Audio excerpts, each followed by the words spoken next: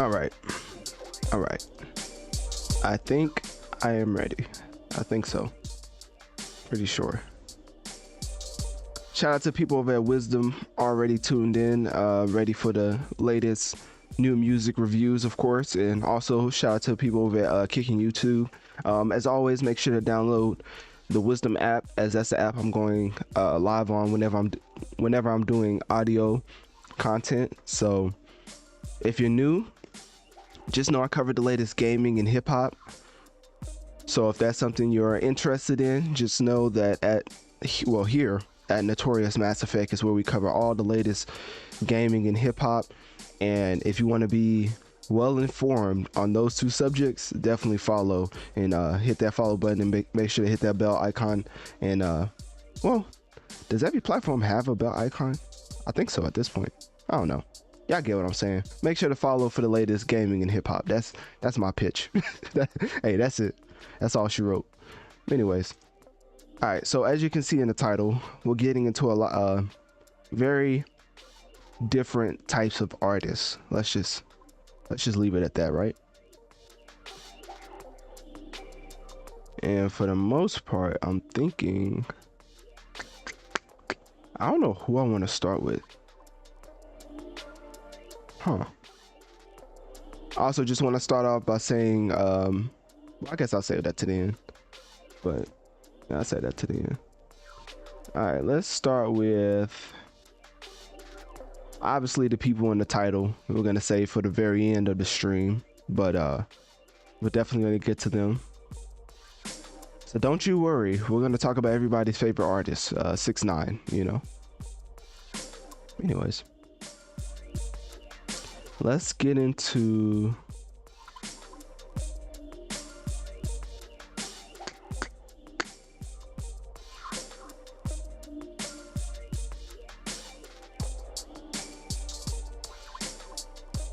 all right. Let's start off with J-Rock. For some reason, I want to start off with J-Rock. I think in general, like for my people over at Wisdom, you probably can't hear it, but there's like a beat playing in the background. But for the most part, I think artists, up and coming artists, should definitely like send their music to platforms who like talk about it so they can like have the license to use it. But maybe I'm tripping. Obviously, most of these artists don't like own their music, so that'd be a little tricky. But anyways, we're gonna start with J-Rock, and then we're gonna get into Snow Allegra, Diplo, and then Zane. That man ain't dropped music in like years. What in the world? Anyways, for my people over at YouTube and Kick, make sure to download the Wisdom app, as that's the app I go live on whenever I'm doing audio only content. Obviously I'm live on Kick and YouTube right now, but like for the most part, that could change. As if you follow my TikTok, I think we just surpassed like 3,200 or like 3,000 and is that how you say it? 3,200. Yeah, that's basically 3,200. So basically, y'all get what I'm saying. Garnered, is that the word, enough following on TikTok to actually go live on there, and they like emailed me about it, but I set it up, and I'm a little confused. I'm not gonna lie. I'm not ashamed to admit I have no idea how to go live on TikTok. Like I know how to go live, but if I go live on there, like from my device, then I can't go live on Wisdom because for some reason I can't figure out TikTok and restream. So that's a little behind the scenes for the few people in here. so behind the scenes. But anyways, the TikTok is going well. That's basically what I'm saying. Is it's going well, and of course the podcast is going well. What else?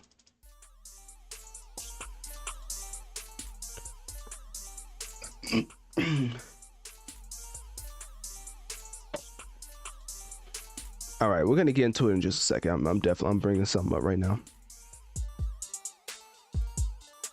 First new single in 2 years. Should we start with Zane? Do people care about Zane? I mean, it's on my notes, so somebody must care about him. Anyways, we're gonna start with J-Rock because, you know, let's see if we can get the You already know I gotta try to get the article out the ads. That's what I need. If y'all just see my like search history, like it's just a whole bunch of tracks. Like, I bet you the algorithm is like, bro, we don't know what to show you, because all you look up is just music. Alright, we're gonna use this one.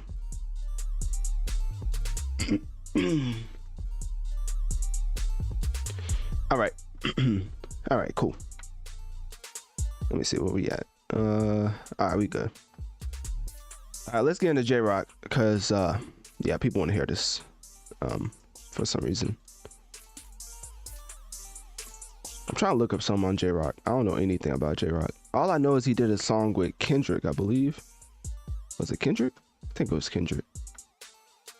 It was some type of song.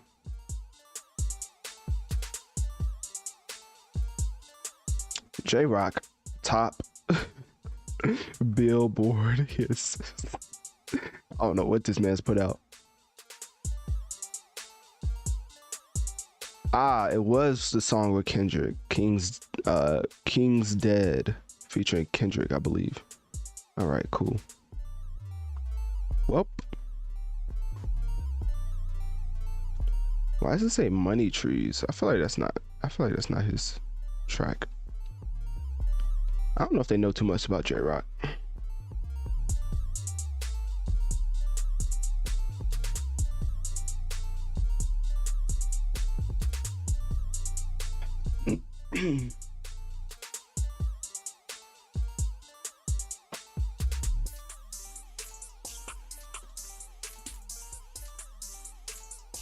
He was discovered by TDE. Okay.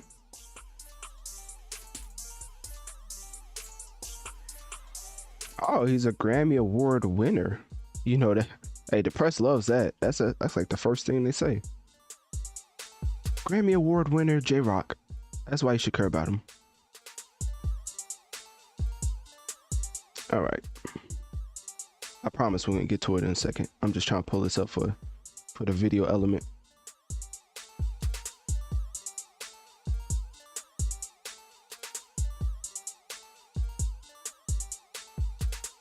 All right.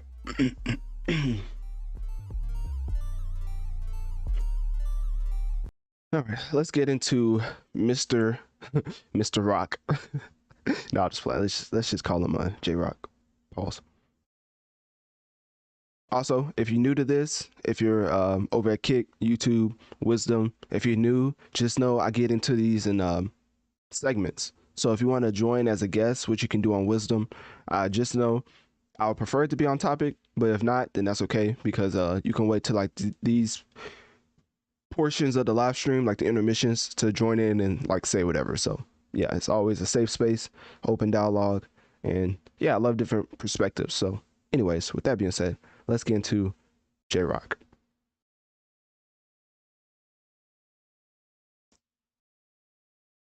Born on March 31st, 1985. American rapper and songwriter from Los Angeles, California. Signed to Top Dog Entertainment, TDE. And no, I did not just look that up. Now, if I was being honest, on an Earth 2 timeline, with me being honest, I would tell you that I have absolutely no idea who J-Rock is. I'm not even trying to be disrespectful. All I know is he did a song with Kendrick, and I had to look up that track because I swore he did a track with Kendrick, and it was a pretty fire track, I might add. Looked it up, and the track was titled King's Dead, that came out in 2019. And guess what? Not only that, but it won a Grammy Award for the best rap performance. Also, in 2011, that's how long this man has been around. He won the award for Best New Artist at the BET Hip Hop Awards.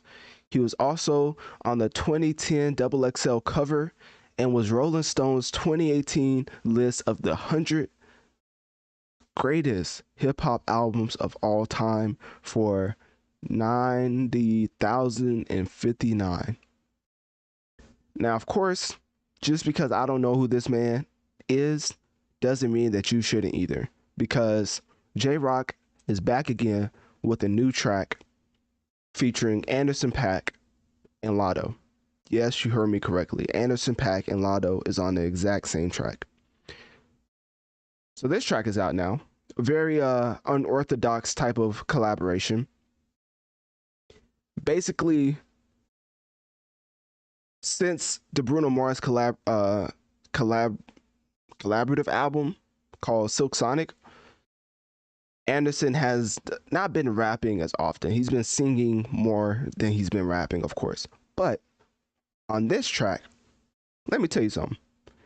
This man has started to rap again. I don't know what it is about being on a track with the actual rapper, but it makes you want to spit the most venomous bars possible. As not too long ago, we heard The Weeknd trying to rap along. I'm not saying like trying like it was bad, but let's just say he pulled out a couple double, triple entendres for the track with Lil Baby called I think it was called Like a God? False Idols? I think it was called False Idols.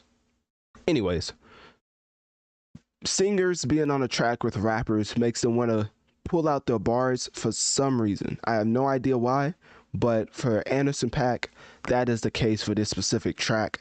As when Lotto comes on, of course, she's gonna give the explicit bars for certain activities. Let's just leave it at that. And for all my Lotto fans, let's just say there might be a music video to accompany this track. And that is all I have for you when it comes to J Rock. So click my link tree in my bio. Let me know on one of my social medias. Will you be listening to the track by J Rock titled Too Fast? And with it featuring Lotto, will you be watching the video, the music video? All right. Let's get into Snow Allegra.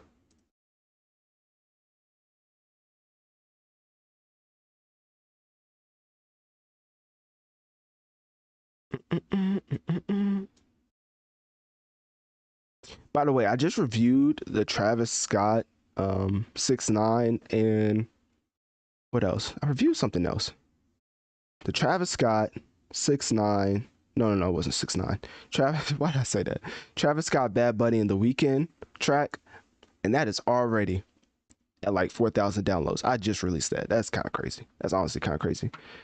In general, I think people like listen to it like they listen to like your favorite like movie reviewer after a movie, but still, it's like that one's probably gonna do numbers. But I don't know. I just looked at it and I was just like, dang, that's really climbing the charts. I don't know. It was like a side tangent. I just had to let y'all know. Anyways, all right, let's get back into Snow Allegra.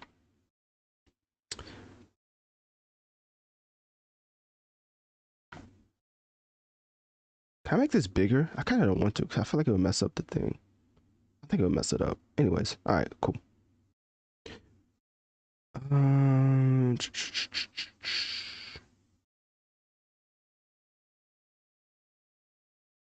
me see.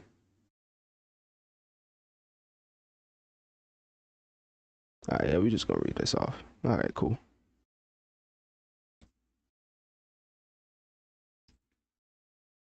For all my Joe Budden enthusiasts and Snow Allegra fans, let's just say you're welcome. Simply because Snow Allegra is back once again with a new single titled Be My Summer. Now, I know a lot of individuals will love to be Snow Allegra's summer, but for the purpose of this review, we're gonna keep this strictly on music because let me tell you, I haven't even listened to the track, but I can say that Snow Allegra is one of the more talented artists when it comes to singing, and her last album just highlighted the fact that she's really talented when it comes to making music. Sometimes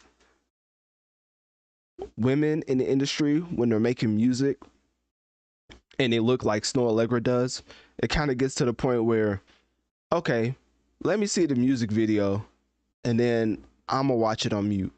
But for me, obviously pointing out the quality of each and every artist, or lack of for some artists, I enjoy seeing how they go about trying to get people to pay attention to the actual music. For Snow Allegra, I think it's performance based. I think if you ever seen, I'm not saying I've seen her live, but I've seen videos of her performing live, which is always the litmus test when I look at singers, because some singers, you would be surprised, do not sound the same live compared to when they put it on a track. So for Snow Allegra, that's far from the truth. As even with her plethora of projects that she's had, because if I had to go back to it, I think my favorite, I don't think she has too much music. I believe she takes breaks in between her releases, but she has about 4 albums. And yeah, the one in 2019 was my favorite. I really enjoyed that album, and the Nothing to Me track was my favorite. But as far as of past or her latest album in 2021, Temporary Highs in the Violet Skies, for that album, let's see, she had Tyler the Creator on the album twice, and I was really like perturbed by that. Like I was like, why? And it didn't make the track any better. Like she should have just left him off. But the track with James Fauntleroy, I thought was beyond fire. And Dying for Your Love, that was one of my favorites. So, anyways, after that, let's get into the actual track that's out now called Be My Summer. And basically is leading up to a new album from Snow Allegra.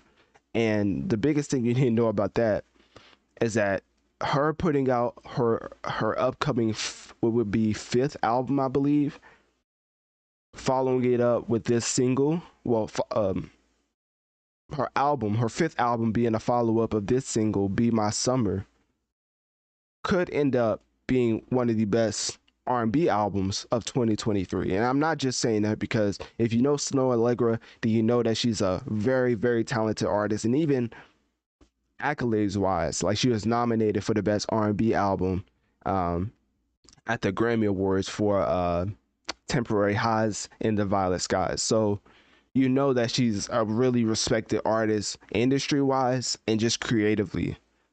So that's why I say I always enjoy watching how women artists go about putting the focus on their music, especially when you look like Snow Allegra, because a lot of people, and it doesn't help out with some of the perceptions and the misogynistic views of hip hop. Because I don't know why, but Snow Allegra is just like completely engulfed in hip hop culture. Like they just love her. Hence why you saw Tyler the Creator twice on her album. But still, focusing on her, I just feel like it's harder, especially in the rap industry or just culture wise, hip hop culture, to be respected for your talents other than your looks. And for Snow, what name is that? My fault, messed it up. Snow Allegra, that couldn't be far further from the truth, as she has effectively turned the tides, and now every single time she drops an R&B album, everybody knows in the back of their mind that this could potentially be the best R&B album of the year.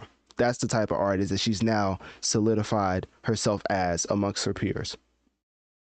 So anyways, click my link tree in my bio. Let me know on one of my social medias. What do you think about Snow Allegra and her latest single titled Be My Summer? Have you listened to Snow Allegra? And if you have, what is your favorite track from her?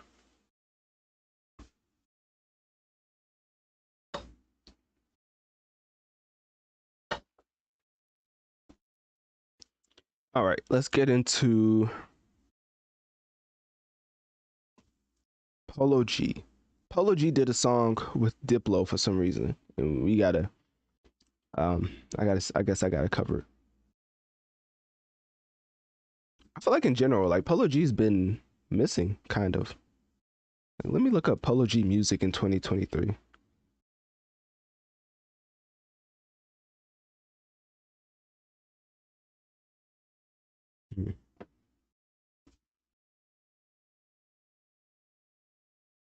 Polo G.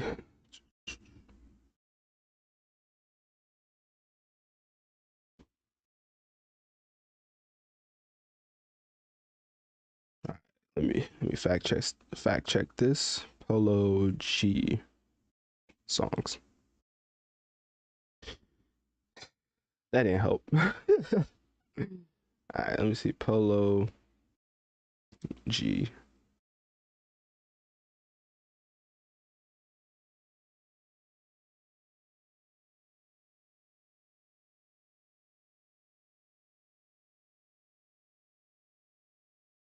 Hmm.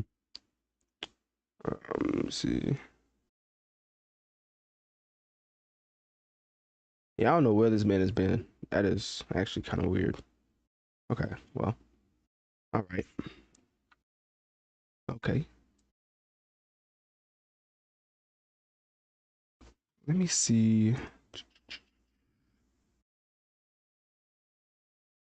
I feel like in general, like people just don't talk about Polo G no more.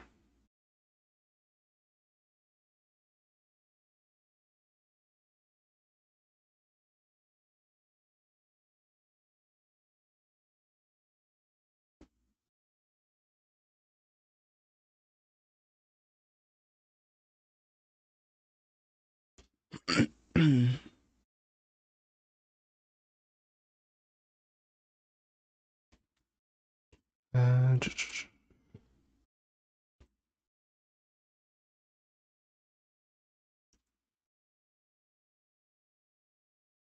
Polo G been. I'm trying to do some journalistic work with the Polo G absence in 2023.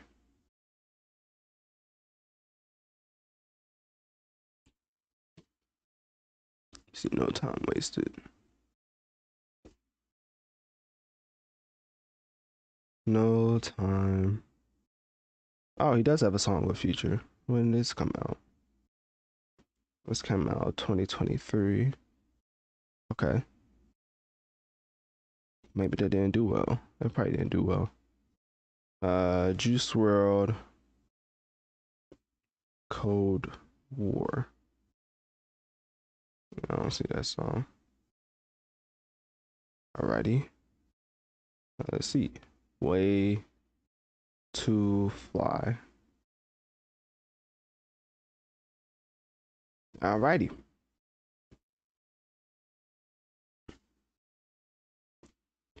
Okay.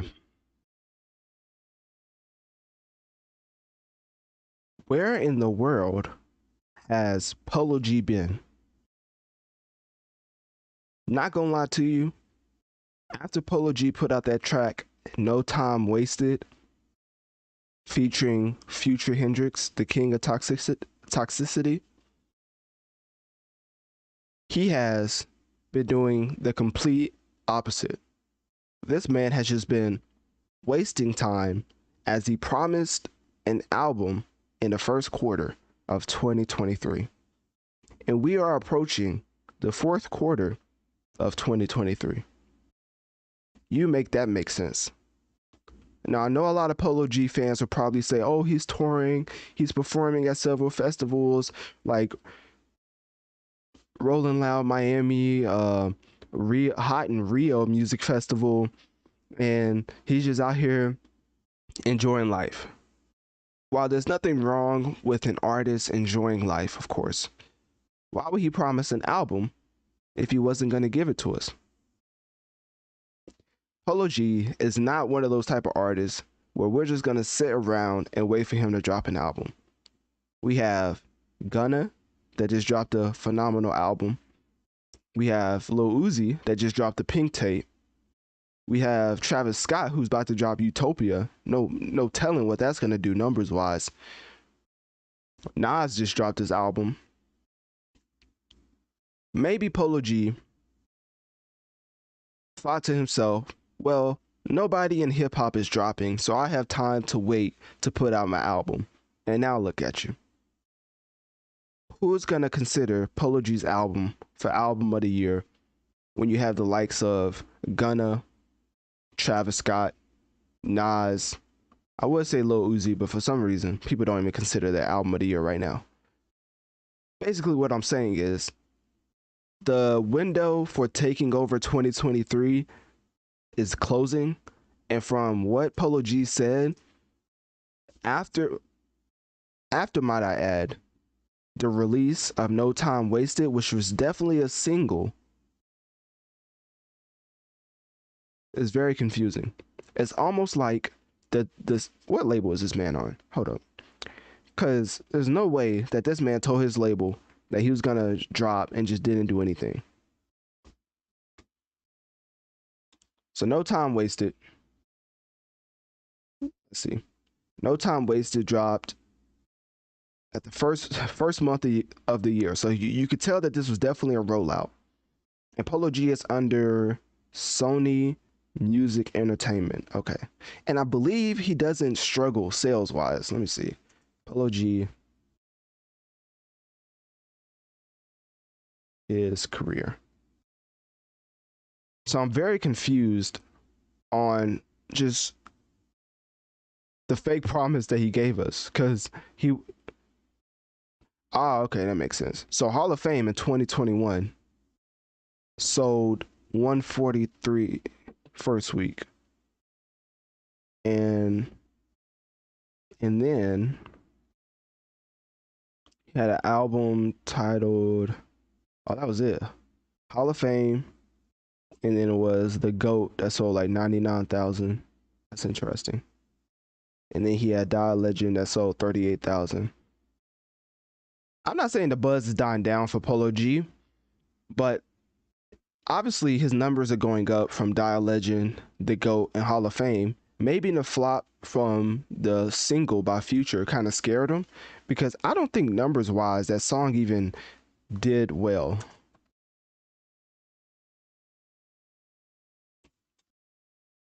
I think in general, if you release a single and you promise an album and you don't put it out, we have to start looking at the single as a reason for why it didn't come out. Because if you look at the Billboard charts, this song, No Time Wasted by Polo G and Future,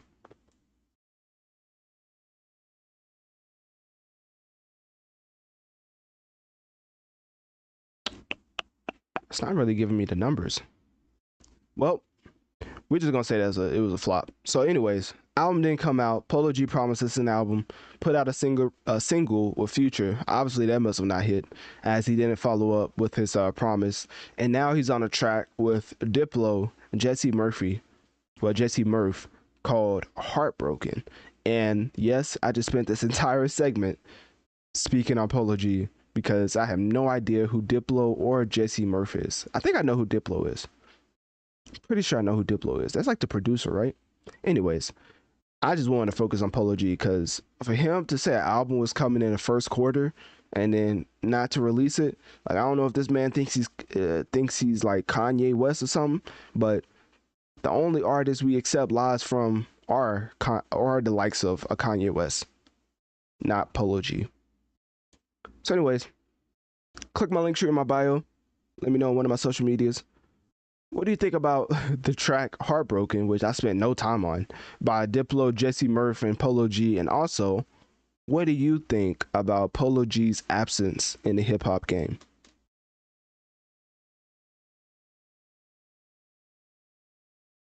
All right. I love when I look up numbers and it completely tells me like wrong stuff, like just wrong information.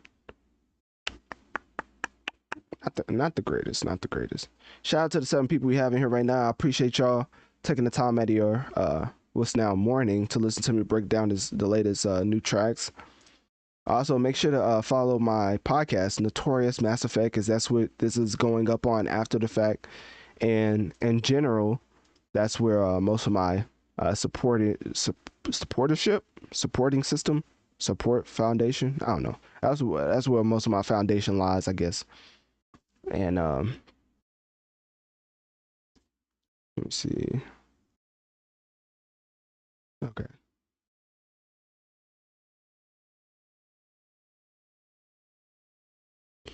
All right. Let's get into Zayn Malik.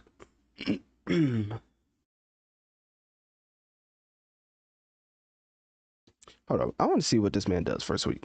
Zayn Malik. That's probably the most correct information I've been given.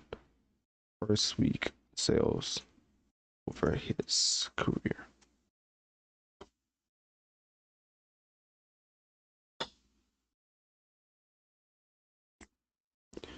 All right, now let's see what albums he has.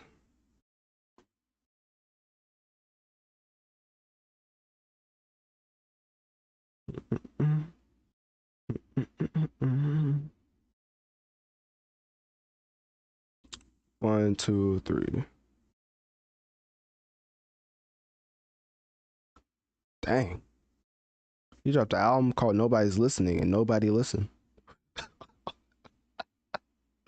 No, that's ironic. Or is it on the nose? I don't know if that's ironic. Anyways. All right, let's get into Zayn.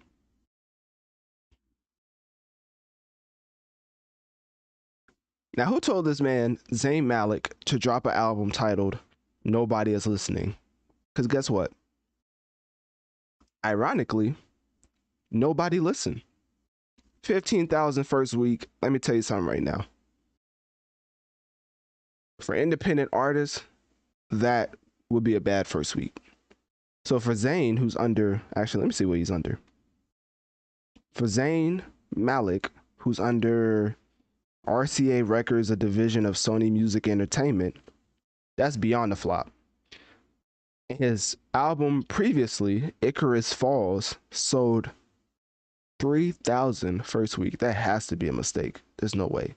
Because this first album, Mind of Mine, like his very first solo debut album, sold 112 first week.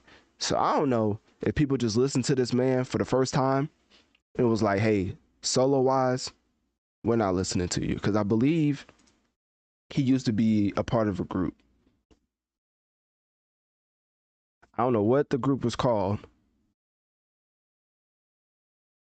That's what I'm looking at right now.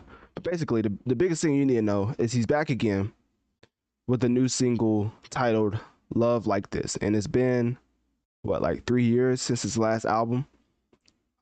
One Direction. Oh, that's funny. I know y'all gonna kill me for that. Y'all gonna be like, how y'all didn't know? How you don't know about One Direction? I forgot Zayn was part of that group. But anyways, so Zayn was a part of One Direction, and I guess it was eliminated by the X Factor, which is a weird fun fact. But Zayn left the group in 2015 after they had a pretty successful career. I know they had a successful career because for some reason, every girl around that time was just the biggest One Direction fan. Ever since then, Zayn started to pursue a solo career, and literally I just read off the numbers. His first album sold 112,000 first week. Icarus Falls sold like 3,000 to 5,000 records first week. And then Nobody Is Listening sold 15,000 first week. Sad day in history, man. So this man has fell off. Unfortunate reality for One Direction fans out there, but maybe he should have stayed with the group. I don't know, maybe One Direction fans are probably like, hey, should have stayed with the group. You wouldn't be flopping like this. But he's back again with a new single titled Love Like This. With him being under RCA Records, I believe that's more of like a developmental label. So hopefully they try to work this record. Apparently he was on the Call Her Daddy podcast, pause, as his first sit down interview in nearly 6 years, because you know artists love to be mysterious unless they're flopping, and then they start doing every interview known to man. So anyways, he described how he hoped to beat out his fellow bandmates in launching a solo career.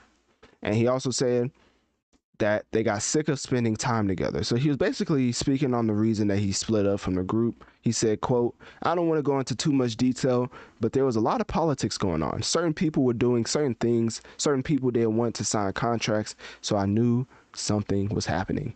So I just got ahead of the curve, if I'm being honest with you.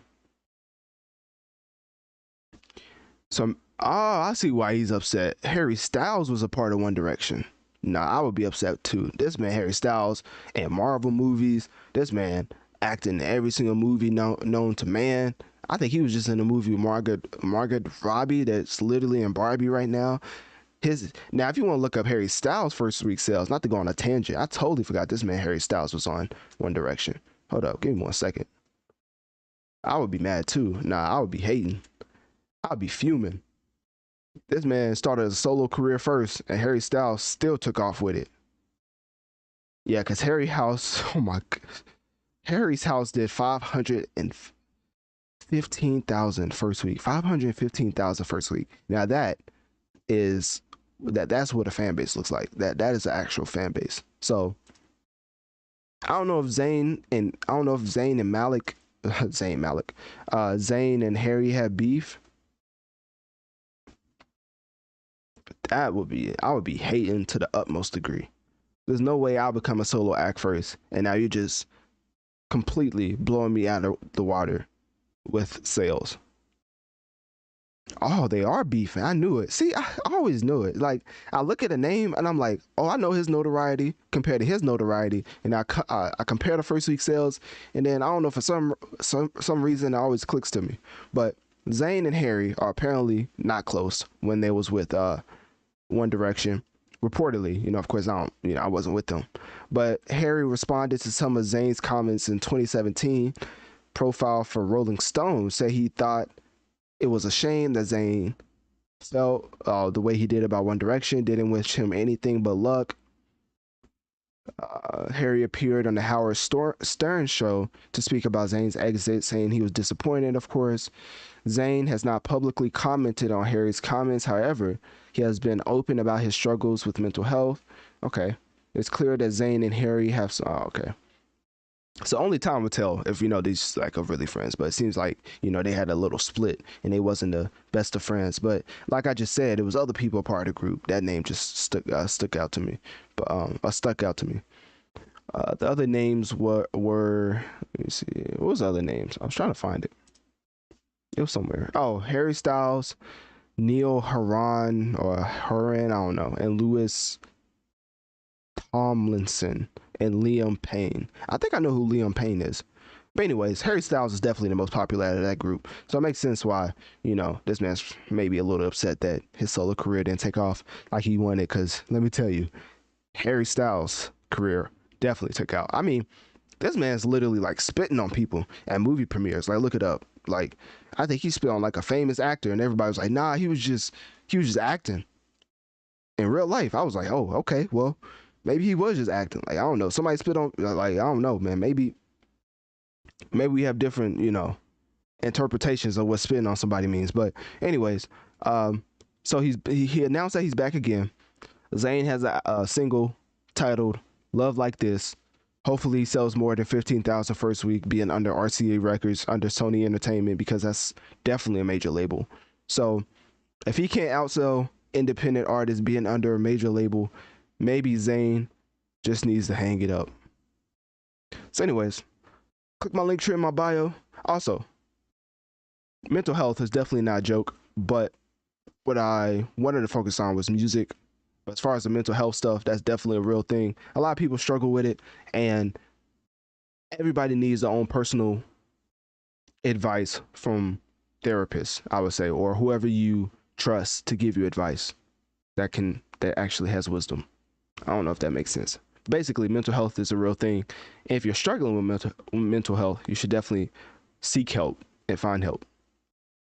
Anyways, click my link tree in my bio. Let me know on one of my social medias. What do you think about Zayn Malik completely falling off? And will you be giving his new single titled "Love Like This" a listen?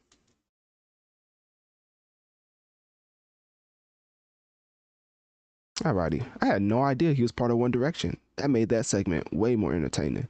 I did not want to go for that long. Anyways. Alright, so let's see. Diplo. I already talked about that. Snow Allegra. We're not getting into too many artists today. I mean, usually I talk for a little bit, so we're going to keep going, of course. Should we get into Kodak and 6ix9ine? I know they're in the title. We got to save them for last. My fault. J-Rock, Snow Allegra. New Jeans. Ice Spice. She's in the title. ASAP Rocky. ASAP Rocky. Oh, he released music. Oh, I listened to that track. That track was horrible. That track was atrocious, horrendous, downright, maybe even stupendous. That stuff was bad. That stuff was horrible. Like it was just rotten audio quality. It was just bad. Okay. Travis Scott. Is that the last one? I think that's the last one. Nas, Boss. Yeah, we didn't have too much to get into. Yeah, I mean, I already covered the biggest ones. Like, so I talked about Travis. I talked about who else? Talked about Drake and Central C. Apparently, they just dropped a freestyle, so that's cool. Also, Ice Spice dropped her on the radar freestyle. Like I keep saying, man, this stuff ain't hard to put together. There's a reason why the double XL ciphers came out, and right after that, Central C dropped a on the radar freestyle with one of the biggest artists in the game. It's definitely a flex because guess what? He was on that double XL cover. Did he do the ciphers and freestyle? He did not. All right. Let me see. Not gonna lie, after listening to it, I wouldn't have either. Like one dude was talking about like what he was so freaky that he did stuff with his cousin. I was like, all right, bro. I was like, you must not care about society. What type of message are you pushing? All right, new jeans. All right, let's get into new jeans. I mean, who doesn't love a pair of new jeans, right? Like, it's just so comfy, you know? All right, my fault, my fault. Yeah, I can throw y'all tomatoes. All right, hold up. Give me 1 second.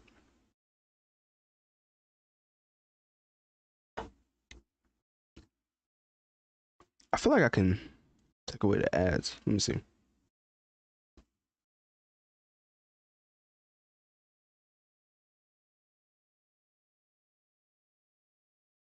Usually, what Yahoo articles I can take away the ads. I can. Fantastic. It's just like that. Ads are gone. Okay.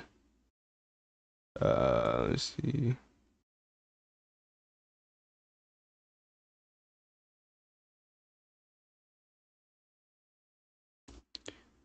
Uh, New Jeans is like it's a weird. It's like a weird name. I guess when you have names like Ice Spice and Lil Pump, you can't really say too much, huh? I don't know.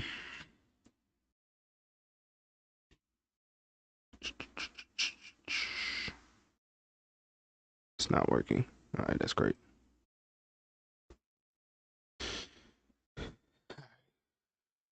New Jeans first week sales.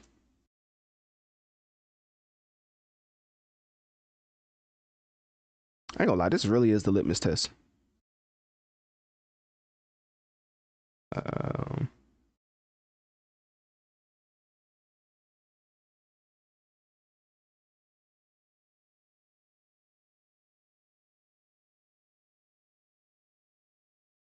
about new jeans.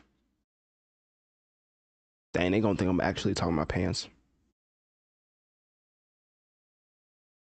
Oh, actually brought up. Okay, cool.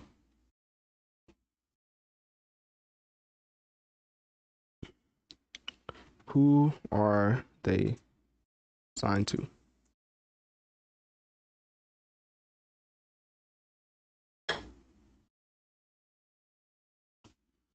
What in the world? Yeah, Adore. Adore. Bro, being called New Jeans, being signed to Adore, like it just the joke's right itself, man. Not gonna lie. New Jeans. Let me see, because ain't no way they signed to Adore. There's just no way. I'm literally starting with that. That's the case. That's literally the case. That's crazy. All right, let's get into New Jeans.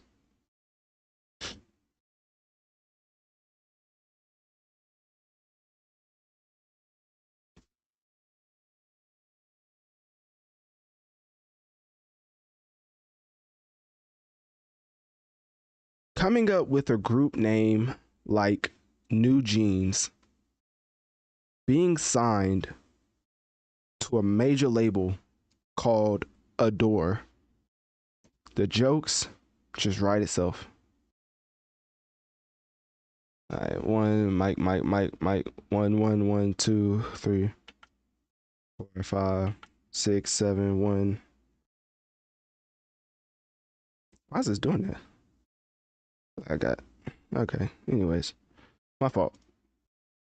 My fault. The audio was sounding weird for me. Okay, where's that? Let me take that off. All right, take two. Take two. Stephen A would not be proud, but take two.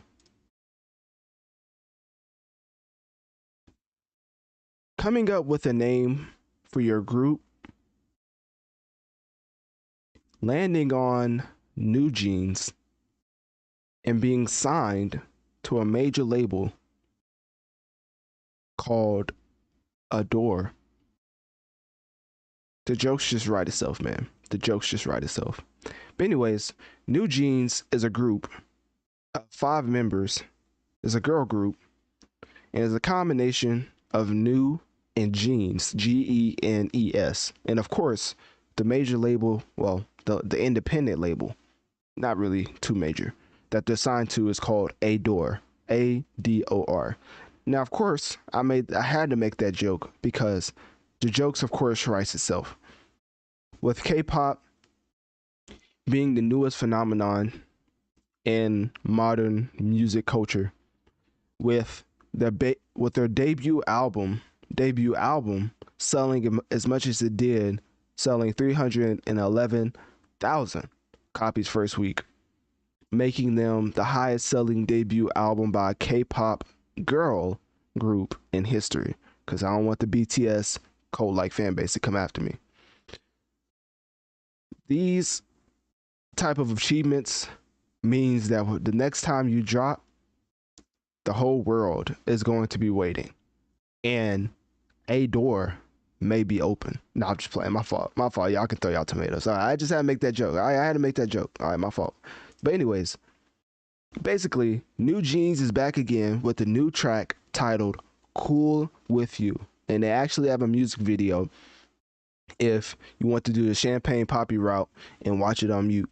But I would not advise that, as these type of musicians are pretty nice when it comes to quality driven pop bass melodic driven choruses.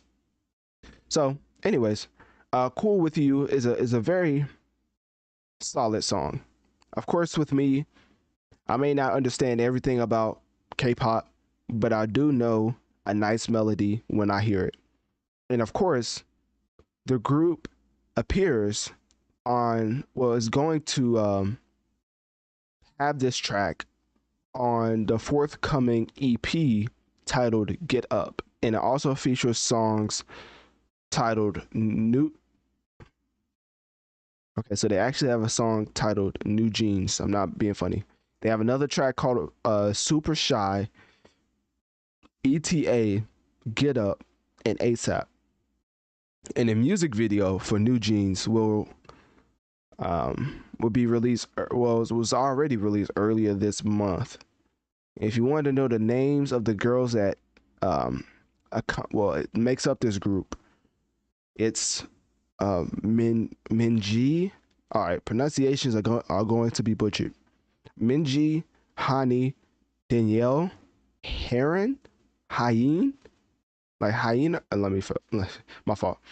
The group made its debut in July 2022, and they've already set some phenomenal standards as far as a girl K-pop group. Because if you don't know, there's a bunch of K-pop groups out there. There's Blackpink. There's that's all I know, man. There's Blackpink, and now there's New Jeans, who signed to Adore. I'm not gonna lie.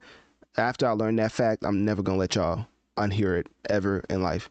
So yeah, man, that's basically it. That's all I really have. I just wanted to let you know that this group is running up the charts, because every time they drop, they make a big impact. If not in Korea, definitely in the United States, because 311,000 first week, somebody's listening to this music outside of their own country. So yeah, what else? Definitely a surprising group nonetheless, and especially the independent label that they're signed to. But who knows, man? We'll see how this group keeps going in the future, because I'm just flabbergasted on how quickly the rise, how quick the rise to fame, the rise to fame was. But anyways, maybe y'all know more than me. Click my link tree in my bio. Let me know on one of my social medias. What do y'all think about the K-pop group New Jeans? And will you be listening to the new track titled "Cool with You"?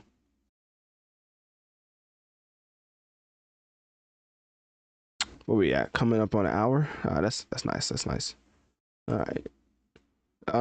Let's get into ASAP Rocky. This man released some dog water. This stuff was atrocious. Shout out to the 10 people we have in the wisdom chat right now. If you're new, just make sure to hit that follow button on should I say my podcast or what? Yeah, probably my podcast. I'm not gonna lie to you. Make sure to follow my podcast, Notorious Mass Effect, as I cover the latest hip hop and gaming. We just surpassed like 1.2 million total downloads in just 7 months under Red Circle. So yeah, man, it's going nice. 80,000 downloads per week. It's nice little supportership I have going on right now. I don't even know if supportership's a word, but guess what? I used it. So hey, there you have it. But yeah, you should definitely hit that follow button. It's whatever platform you listen to podcasts on. Cover the latest hip hop and games. Currently, I'm covering new music, as hopefully you can tell. Yeah, that's all I got. Let's get into ASAP Rocky because this man is atrocious. I don't know why this man started making music again. That may be kind of harsh, but I'm gonna start it off with something that it may lessen the blow. It may lessen the blow just a little bit. Not gonna lie.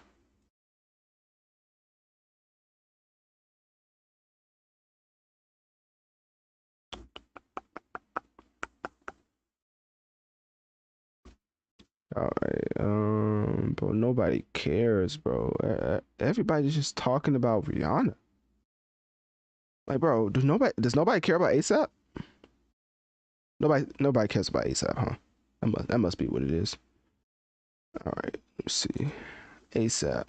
I'm literally looking up ASAP Rocky, and only Rihanna news is popping up. This is crazy.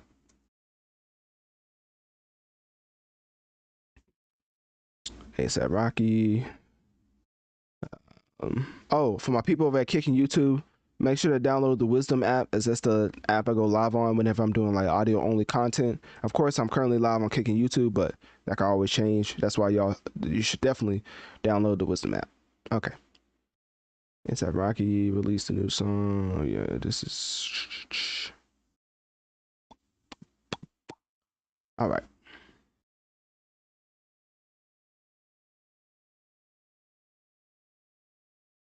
I just want to start off by saying that I looked up ASAP Rocky's new song Riot, and literally only Rihanna news popped up. I just want to leave that out there, like to each his own. Like whatever you think of that statement after you contemplate what I just said, just realize that a grown man released a new track. I looked it up, and all I saw was Rihanna news. So whatever that does for you. Also, I do want to start off by saying that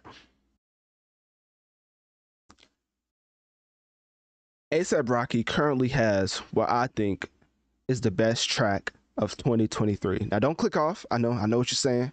Blasphemy. What are you talking about? Just throwing tomatoes at the screen if you have any currently. If you did, that would be kind of weird. But anyways, specifically, the track from the Spider-Man soundtrack titled Am I Dreaming by, I think her name is Rosie, and ASAP Rocky. When I tell you that every time that track comes on, it just puts me in the theater again. Like not too many songs I listen to, and from the start to finish, it puts me in a whole different vibe. Am I Dreaming is probably one of the best sonically, like one of the sonically. What am I trying to say? Y'all get what I'm trying to say, right? No? Okay, hold up. Give me 1 second. Sonically speaking, it's one of the best tracks I've ever heard in a while. There's this little like, if I get into that actual beat, y'all gonna call me a nerd, but it's like I forget what you call it. It's like an off tempo 808 that he puts in there. Well, it's like It's like a 1/3. Anyways, it's nerd talk. Basically, Metro went crazy over that beat. One of the best beats I've ever heard. Rosie did her thing. I think she was definitely the standout on the track, as she's throughout the majority of the track. But ASAP Rocky is also on the track, which at first turned me off because for some reason the way that ASAP Rocky raps just sounds terrible to me. Like the way he raps, I don't know what it is, but it's like he's trying, but just too hard, and it just sounds bad. But for the tracks he accompanied on the Metro Boomin soundtrack, it sounded serviceable to my ears.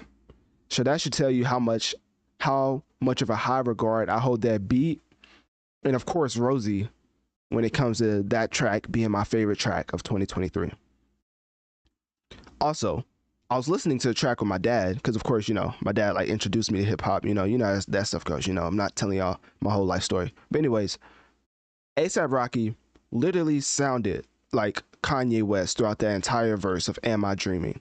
And at first, I thought I was crazy, right? I was thinking to myself like, "Dang, he kind of sounds like Kanye." And then I had to like metaphorically slap myself. You know what I mean? I had to like the blasphemy that the blasphemous statement that just floated in my mind. And then my dad was like, "He kind of sounds like Kanye West off of Graduation," and I was like, we are on the same page.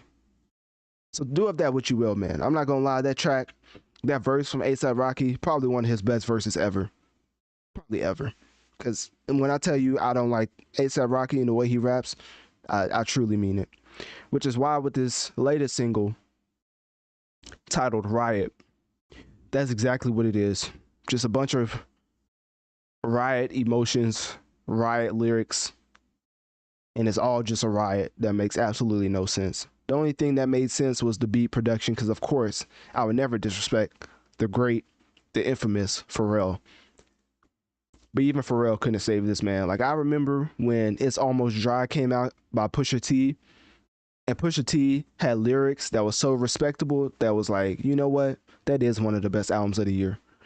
But with this, even the production couldn't even carry the lyrics. This man, ASAP Rocky, was rapping like he was trying to chase the beat. And the beat did not want to slow down. So currently, this is probably one of my least favorite tracks of 2023. Isn't that funny how life works? One of my favorite tracks of 2023 has ASAP Rocky on it, and also one of my worst tracks. It's almost like Metro saves artists from making bad music. Also, I already said also, but it's like two times. You feel me? What's her name? Corla Ray. She has a track off of the Metro Boomin soundtrack, the Spider-Man soundtrack, right? And even that, I think it's called, I forget what it's called. Self Love. I think that's what it's called. And her album, listen to her album, right? Corla Ray. Like, make sure, just put yourself through that, right? Then go back and listen to Self Love. You will realize that Metro is out here saving artists from making bad songs. Like, no wonder he made Superheroes and Villains album. Like, he really is out here saving these artists with a mask and a cape. And that's all I have for ASAP. He's just trash, man. Overall, rapping, stylistically, just the best thing he did for the hip hop community was give us fashion and effing problems. Anyways, click my Linktree in my bio. Let me know on one of my social medias. What do you think about ASAP Rocky and just his atrocious way of rapping? And are you an ASAP Rocky fan? And if you are, please let me know what in the world stands out to you about ASAP Rocky.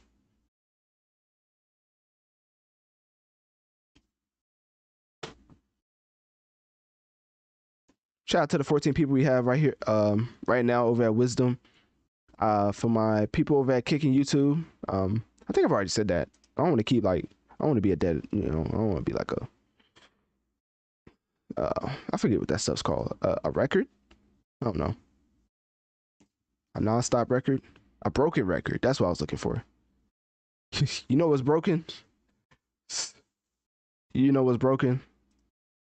Not gonna lie to you. The way that Jermaine keeps trying to save this man boss. It's not gonna happen, man. You may have to hang it up. Like back to back tracks that I just think is straight trash. It's kind of sad. Hold on, let me see if I can find this. I listened to it. I listened to the verse, and it was just overall bad. Like I don't know what it is about even the title Passport Bros. Like grow up.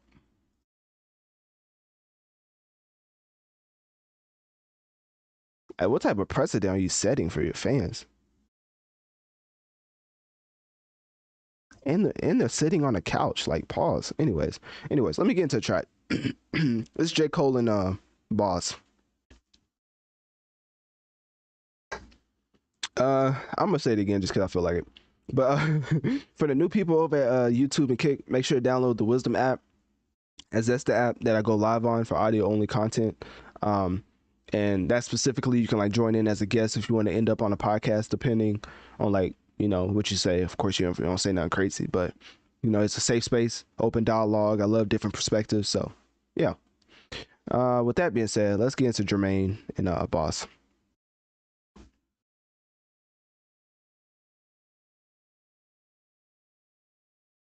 Actually, I want to have some facts before I go in here because people don't think I'm just hating. I swear I be listening to these tracks and you know I don't like one track and people just call me a hater. I don't understand. I only see Passport. 'Cause I already know people don't like. Every time I talk about J. Cole, people always got something to say. Passport Bros Genius. Here we go. I gotta pull up the lyrics. This stuff's ridiculous.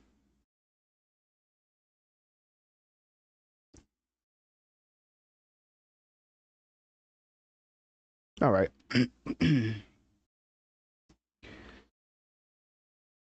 Bassy Captain Clay's girl. Come drive my boat. Ring that bell. Bet they follow wherever we go. DZL. Will got that captain. I messed up. My fault. I messed up, y'all. I gotta start over. I can't mess up like that. I'm not Floyd Mayweather. Hold on. I promise. Give me a second. All right, I'm back. All right, take two. Bossy Captain Clace. Girl. Come drive my boat. Ring that bell. Bet they follow wherever we go. DZL. Will got that Captain Morgan. Pour him three more.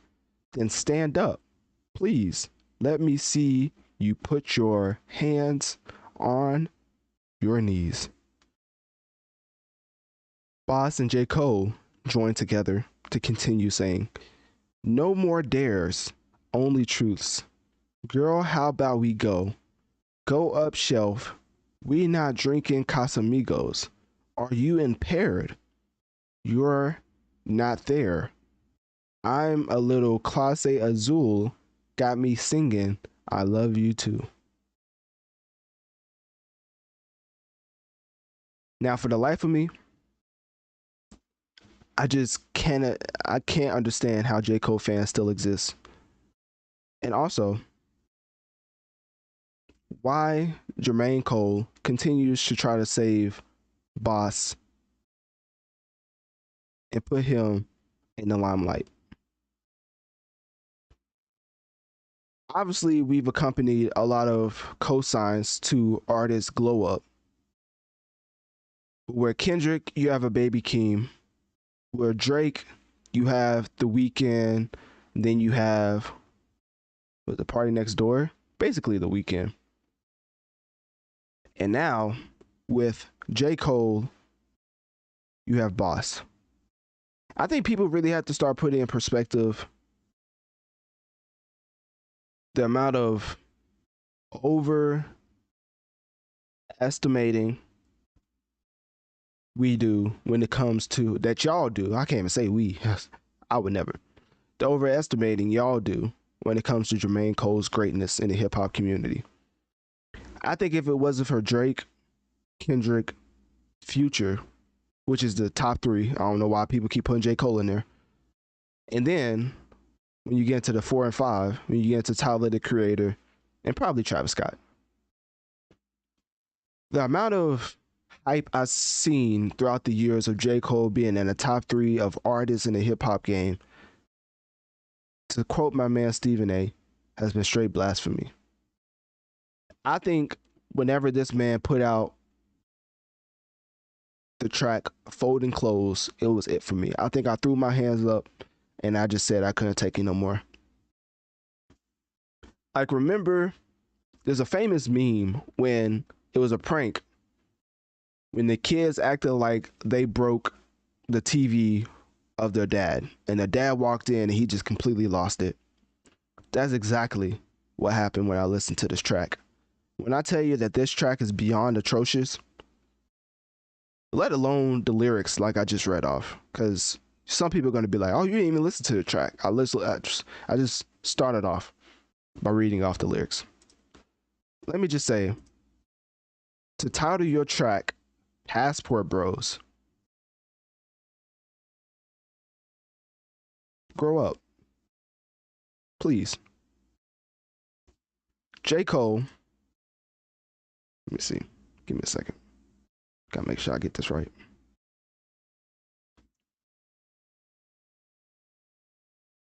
Had to make sure I was J. Cole is 38 years old, ladies and gentlemen.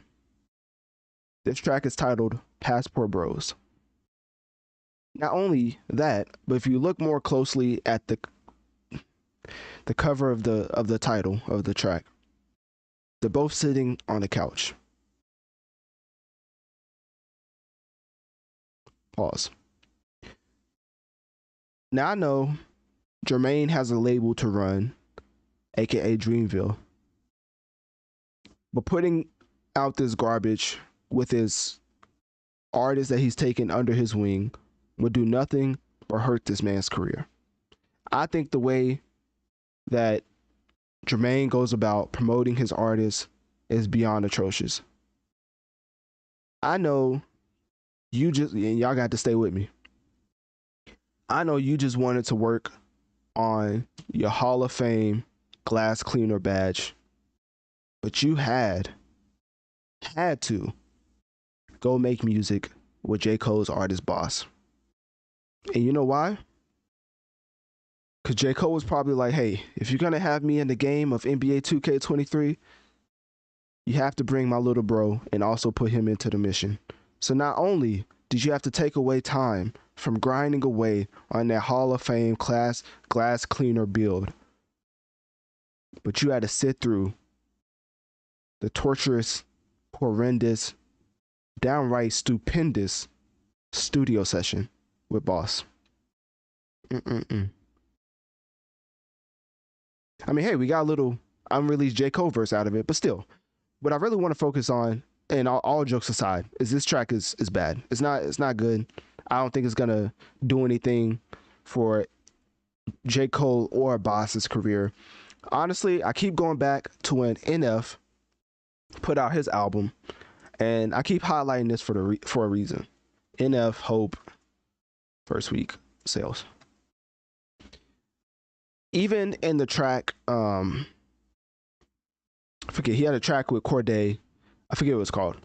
But basically, NF, his album Hope, sold 123,000 first week, right? Pretty respectable as far as hip hop goes. I think it's the second highest first week sales as far as the hip hop album is concerned, because of course, Pink Tape did something like 160, 170. It did more than NF, but he's number 2. The track that NF had a feature on, I think, should have been J. Cole. NF had a track with Corday, and that track was called Careful, right? Literally in the chorus. So it's not a part that if you don't listen you could, or if you blink you miss it type. He literally says in the chorus, sitting on my roof like J. Cole, sitting on my roof like J. Cole. Like it's part of the chorus, right? So it repeats throughout the track. And he has Corday on the track. No disrespect to Corday. I love him as an artist, but I do believe Corday takes a lot of inspiration, for some reason, from J. Cole.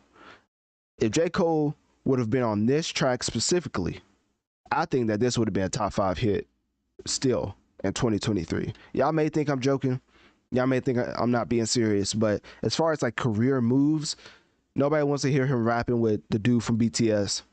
Nobody wants to take time away from their glass cleaner build to do side studio sessions with his understudy and boss. No disrespect. Nobody wants to hear him on a track literally called Passport Bros.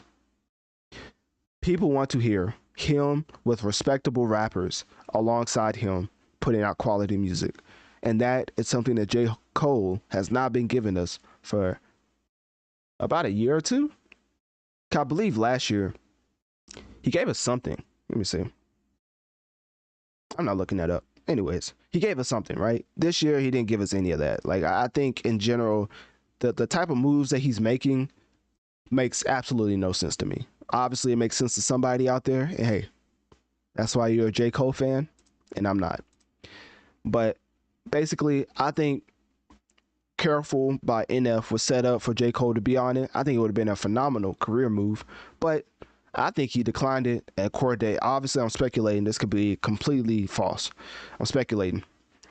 I think J. Cole turned it down and NF turned to Corday to be on the track because, you know, J. Cole, like inspiration. Also, Corday can really rap. Why not put him on the track?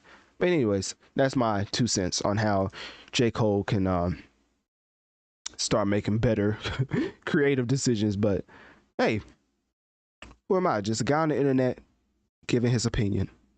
So anyways, click my link tree in my bio. Let me know on one of my social medias. Have you listened to the notorious track by Jermaine and Boss titled Passport Bros? And do you think it's fire or trash?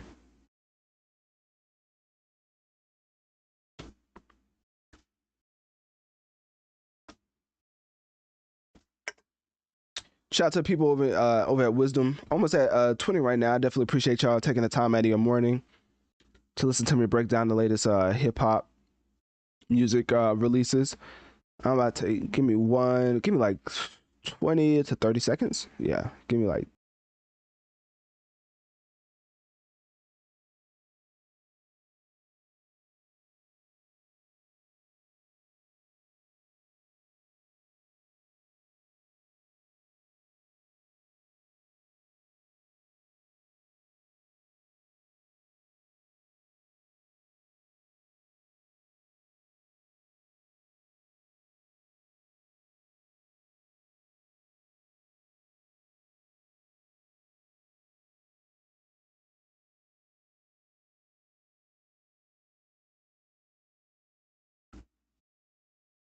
All right. Okay, I'm back. I'm back. Let me see. Sometimes I feel like I go too hard on J. Cole, but then I don't know. I look at the numbers and it's like, bro, that's really how I feel, and the numbers is crazy. So it's like, obviously, I like when I say like what I say when I say what I feel. Is that how you say it? I don't know. All right. Anyways, let me see. For the new people in the Wisdom chat, definitely make sure to follow my podcast, Notorious Mass Effect. We're currently sitting around like 80,000 weekly downloads, so it's definitely a support system that, you know, I would kindly ask that you follow on whatever platform you listen to podcasts on. Just know this is definitely I'm like a podcaster who streams. This is not what I do. This is just makes it easier, more accessible for people when I'm recording, as you can see it in real time when I make these segments. So this will definitely be uploaded after the fact to my podcast, Notorious Mass Effect. All right. Let's see. Boss. Okay. Y'all see Gideon get banned from NBA? That stuff was hilarious. This man really went to sleep at a WNBA game. If that's not beyond disrespectful, I don't know what is. Honestly, if I was playing, I literally would have like acted like I fell out, just completely just what they do in the WWE body slam. No, that's not what it's called. I don't know, some type of complicated special move. Would have hit him with one of the Undertaker special moves. That man was stretched out. Literally had like 4 chairs and he was stretched out. I mean, it was funny, But then you realize, WNBA kind of struggles every year to create revenue, and it's kind of a bad look. Like, why not go to sleep at an NBA game? But I think he was trying to make fun of the WNBA, so I'm glad he got banned from both. Anyways, let's get into Nas. It's about that time. It's about that time, man. It's about that time to get into the people in the title. Nas, we already talked about Rihanna, Ice Spice. What Drake said, she a 10 on mute. That's not how I feel, man. That's not how I feel.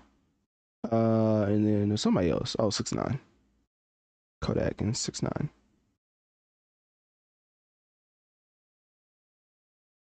I don't even know if they have a track. Oh, it's not even out. Hmm. Interesting.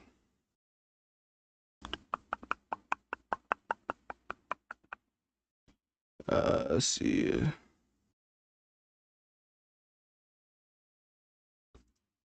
All right, they're dropping new music. We gonna talk about it because actually, let's start with that. I wonder if they have beef. We gonna start with beef. I'm tired of this man 6ix9ine acting like he don't speak English no more. We gonna talk about this man. This man had a whole Spanish beef. I had no idea he could talk Spanish like that. He was like cussing them out in Spanish. It was kind of crazy. It was wild. All right.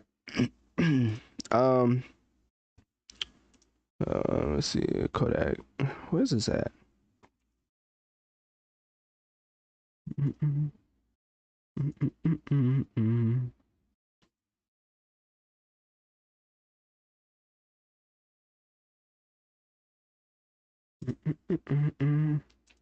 Are y'all going to see Barbie? Such a random question, I know, but I don't know. I feel like asking it. I feel like people go to see Barbie. It's like, I don't know. I respect it for some odd reason. 6ix9ine and Kodak Black beef. Beef timeline. I don't know. I would go to see Barbie. I mean, if my girl wanted to, obviously, definitely not about myself because I'm a man. No, all right, my fault. I'm tripping. All right, let's get to Kodak and 6ix9ine. Hold on, can I make this bigger? Let me see. There we go. Enormous. Pause. All right.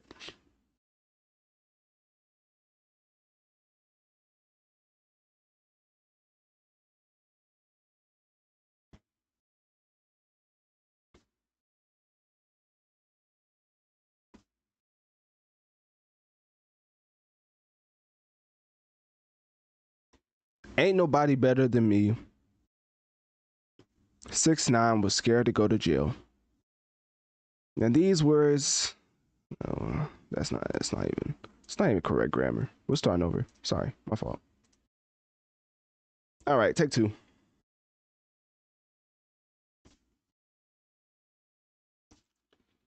Ain't nobody better than me. 6ix9ine was scared to go to jail. Now this was a notorious quote back in October 2018 when a fan commented that 6ix9ine was better than Kodak Black, and Kodak had to set him straight. It's one thing for fans to say YB's better, but it's a totally different ball game when people are saying 6ix9ine's better. 6ix9ine notoriously responded in the only way that 6ix9ine knows how to, which is with the utmost disrespect, by telling him something that I can't even repeat because it's a PG podcast, but let's just say it was very explicit. Also posted himself with a gun, which, I'm not the police. I'm not the Federal Bureau Investigation. But if I was to interpret what that meant, I would say it was a threat. But anyways, the beef between 6ix9ine and Kodak Black, of course, escalated when Kodak was arrested for robbery and assault. which 6ix9ine took to social media instantly to mock Kodak's arrest, which further made Kodak Black angry. Then Kodak Black took shots at 6ix9ine. 6ix9ine took shots at him. You know, a lot of subliminals going back and forth. And then the beef between them continued throughout the years, but eventually died down. And now, fast forward from 2018 all the way to 2023, and these two have a track together. What money makes the world do. Money makes the world go round, don't it? But also makes your favorite artists do things that you once thought was unthinkable.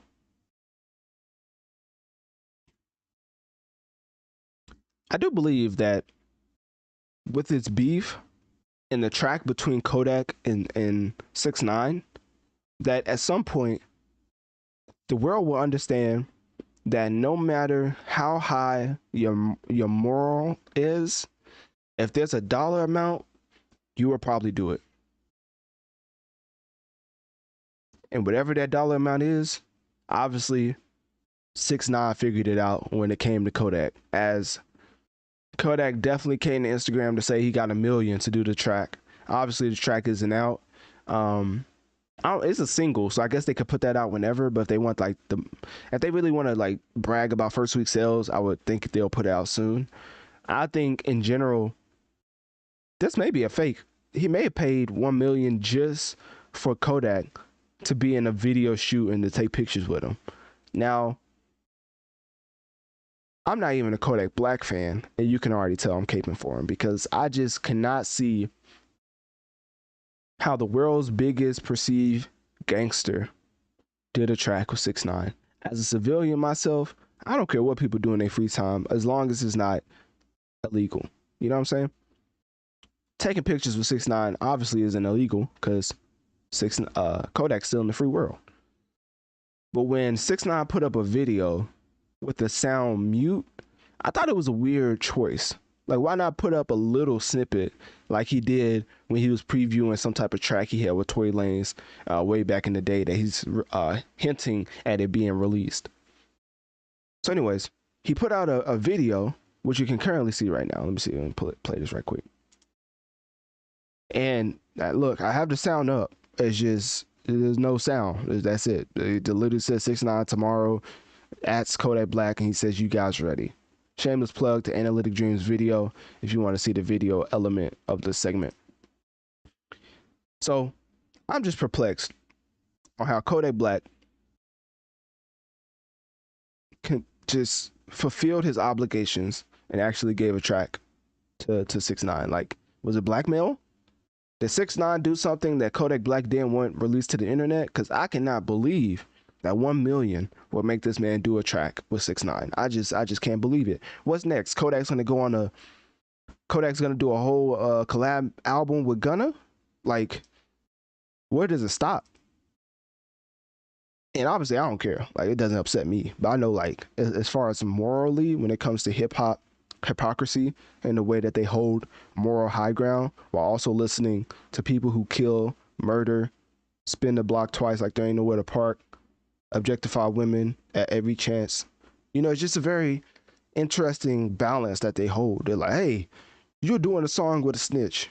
Meanwhile, everybody's calling King Von's album fire. I don't understand. But anyways, I think in general, I'm still gonna cape for Kodak until this track actually comes out. So I'm gonna say it's not real. I think there's a reason why the video that 6ix9ine put out was on mute. I think maybe he just paid Kodak to come shoot a video and take pictures with him. But as I'm not gonna say I'm a non-Kodak Black fan. I really do like his music, but I will say that I'm caping very hard for a man that seems to have done a song with 6ix9ine. So we'll see what happens when we'll see if I'm actually correct or if this song actually exists. But y'all let me know what y'all think. Click my link tree in my bio. Let me know on one of my social medias. Do y'all think that Kodak Black and 6ix9ine actually has a track together? And also, do you care that Kodak Black from the street culture is giving Tekashi 6ix9ine a feature.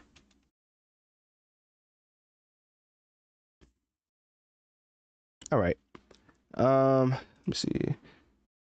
For the people joining, I think we just crossed 20. Oh yeah, we just crossed 20. I appreciate y'all over at Wisdom for listening to me break down the latest hip hop releases. If you're just joining, just know I'm getting into the end of my music review. So the people in the title, I'm currently speaking on them now, as I just finished talking about 6ix9ine. Also, make sure to follow my Notorious Mass Effect podcast on whatever platform you listen to podcasts on, as all these segments will be uploaded after the fact to that podcast. We're currently just surpassed 1.2 million total downloads in just 7 months under Red Circle. So I would say it's going pretty well.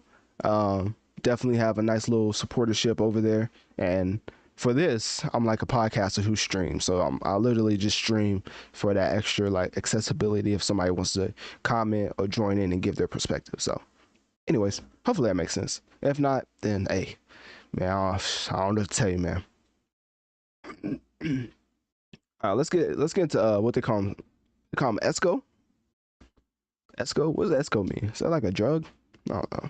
I always think the worst when it comes to hip hop names. I kid you not. Nas, Magic 2. Let me see. Are people listening to this album? Oh man. Nas is about to sell like triple styrofoam, man. I'm not gonna lie, that's not a good look. Let me see Ice Spice. Ice Spice like let's go to that. Genius. This will tell me all I need to know right here. Oh yeah, nah, this man's gonna sell like triple styrofoam. That's unfortunate. Yeah. Ice Spice is doing numbers. Alrighty. Yeah, that's tough. I mean, I guess she's a new artist, so technically she should be doing numbers, but like, man, the way legends just fall off, man. But quality wise, though, hey, Nas still giving it to us, man. But sad day in history. Let me see. Nas. We sales. I thought people be lying, bro. People said Lil TJ's album was fire. I think literally the first week sales didn't even come out for Lil TJ because it was so low. Like King Von sold like 20 or 16,000 first week, like something bad, right? And then Lil TJ put out an album, and everybody was like, "Oh, this is so fire! I can't believe he's talking about a story." Bro, he sold less than King Von, so they don't even. I haven't even seen a report. Like I don't even know if he sold 10,000, if he sold 400 copies. Like when they don't report on your first week sales, it's just it's not good, man. It's not good. Anyways, let's get into. Dang, King's disease really fell off. Went from 100,000 first week to 29,000 for the third one. That's tough. I know a lot of people be like, first week don't matter, and all right, you keep saying that. It's probably for your artist who's falling off. That's probably why you're saying that. But numbers are pretty indicative of how the music industry is going. All right. I see 2023, 2022, 2021. He made major look. I don't even see down here. It was written. Oh, he's putting out like re-releases. At least he's trying, man. I would rather Nas rap and not sell than him not rap at all. Let's see here, the lost tapes. I don't know if that counts. 2012. So he took a break between 2012 and 2018, it seems like. All right, anyways, we get into Nostradamus. I already talked about the album, so I want to talk about specific tracks. Let's talk about specific tracks. If you look up whatever platform you listen to podcasts on, and look up Nas, Magic 2, Notorious, Mass Effect, it will definitely pop up. I've already talked about the album, but I want to get into specifically the track with 50 Cent, and then, bro, is nobody listening to this album? Like, I don't think y'all know what I'm looking at, but like, You would have think this like you would think this still hasn't came out yet. Like there's no numbers on this album. Like I don't know, man. Cause I mean, as far as awards, like I feel like it was. I don't know, man. Maybe I'm caping. Is this how it's gonna be like when Drake's 50 and still dropping albums? It's just nobody's gonna listen. I'm seeing no numbers. Oh wow, 6 viewers. Okay, yeah, that's hmm. Okay. 9 viewers. Hey, hey, we getting somewhere, right? I'm not trying to make fun of Nas because obviously he's accomplished, but like, yeah, this is like if LeBron was like still in the league, but he was dropping like 5 points a game. Like, yeah, he's still impactful, but dang, it's tough. Let's All right, the 50 Cent one has the most 25. That's 25 viewers. That's whew. All right. So that's the only track we're gonna talk about. It seems like people don't care about Nas. Sad day in history. I'm gonna address that though. I'm gonna address that. I don't think that's right.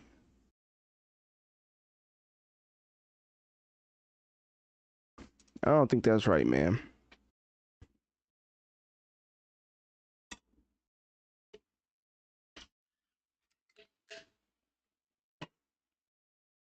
All right, let me see. Um, no, let me see. I accidentally pressed record. All right, give me 1 second.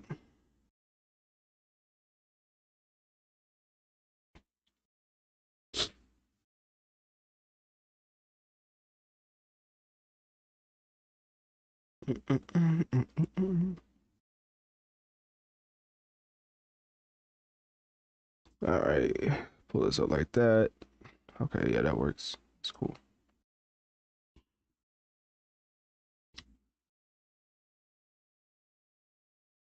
All right. Um.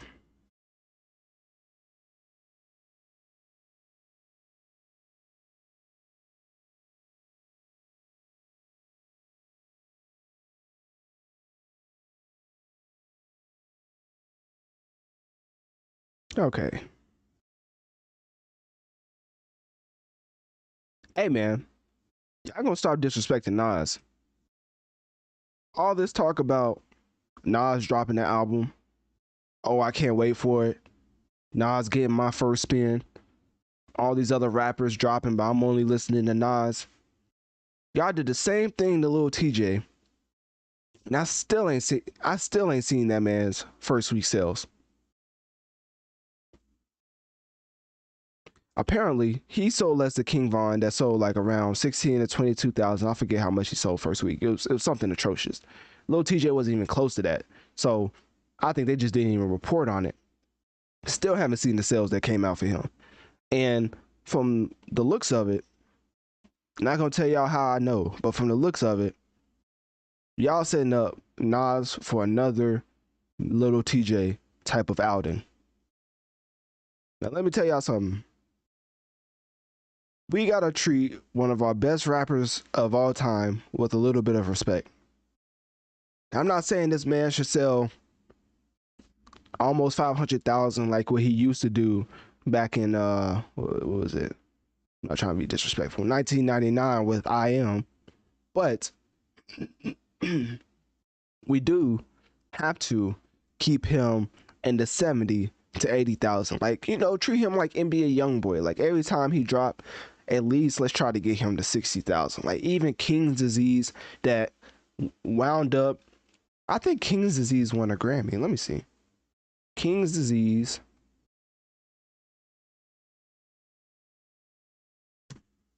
Even with the King's Disease trilogy with Nas and Hit Boy, ended up winning a Grammy for Best Rap Album with the first King's Disease. And it also was his first ever Grammy Award win after 14 nominations. So not only has this man been giving us quality for decades, but now after King's Disease, which sold 100,000 first week in 2020. But then he followed it up with King's Disease 2, which I thought was still a solid addition, right? 2021 sold 47,000 first week, which is that's still respectable, right? That's still respectable. Then last year, King's Disease 3 sold 29,000 first week. You kind of see the pattern here. 100,000, 47,000, 29,000. Time to switch it up, right? So he's giving us Magic 2. If you don't know, Magic 1 was like a mixtape, I believe. I don't even know how much that sold first week, because back then, you know, it was like physical copies, you know, streams didn't really, it's a lot. Magic, we don't know the sales for that, but I assume it was a lot. I mean, it was back when he was in his heyday, and he was doing at least, let me look at the numbers, he was doing at least 190,000 first week. So I know people say first week sales don't matter, but obviously they do, because your second and third and fourth week is not going to be more than your first. So your first week is like the highest anticipation. So if this is what you're putting out, I'm not going to put it on Nas, because I believe when you get to this level of iconic, legendary status, your core fan base and the modern fan base should at least get you to a certain level of sales, simply for the fact you've given us so many iconic bars throughout your hip hop career.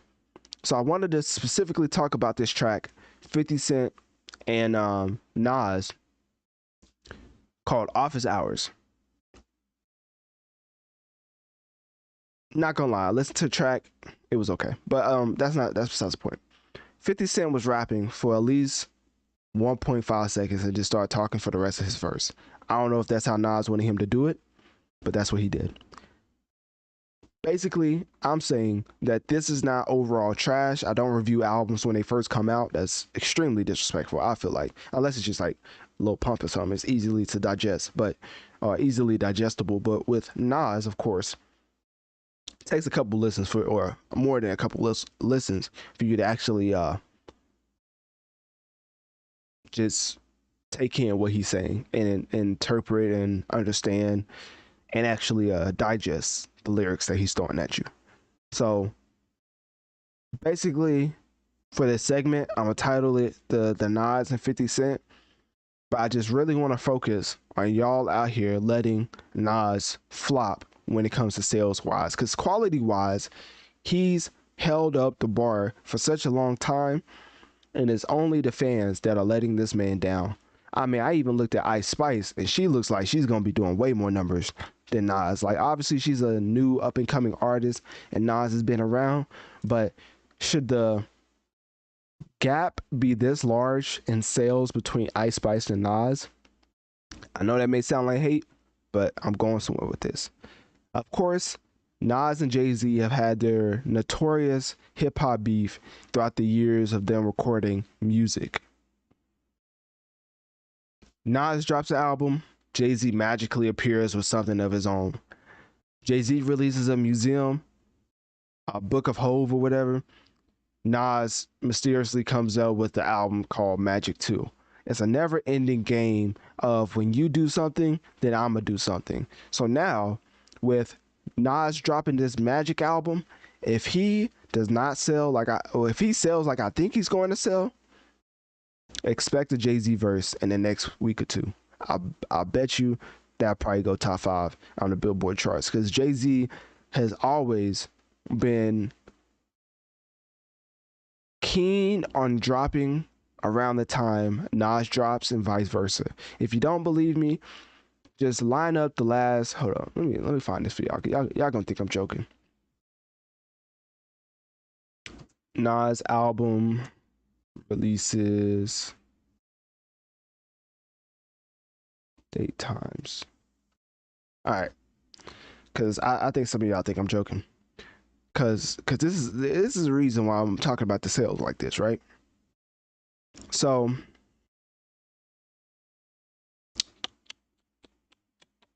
it's not what I'm looking for. Let's just go with the last album. Let's just go with King's Disease 3, right? When did it come out? That came out Uh, April 28th, 2023. All right, let's see. April or May 2023 Jay-Z songs. I bet you something's gonna pop up. Watch.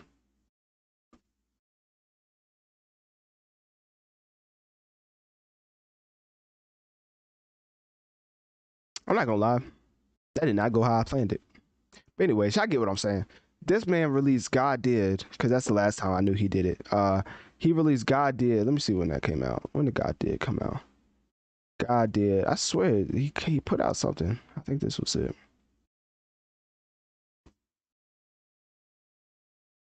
Yeah, August. Oh, that was 2022. But um, yeah, that doesn't help my point at all.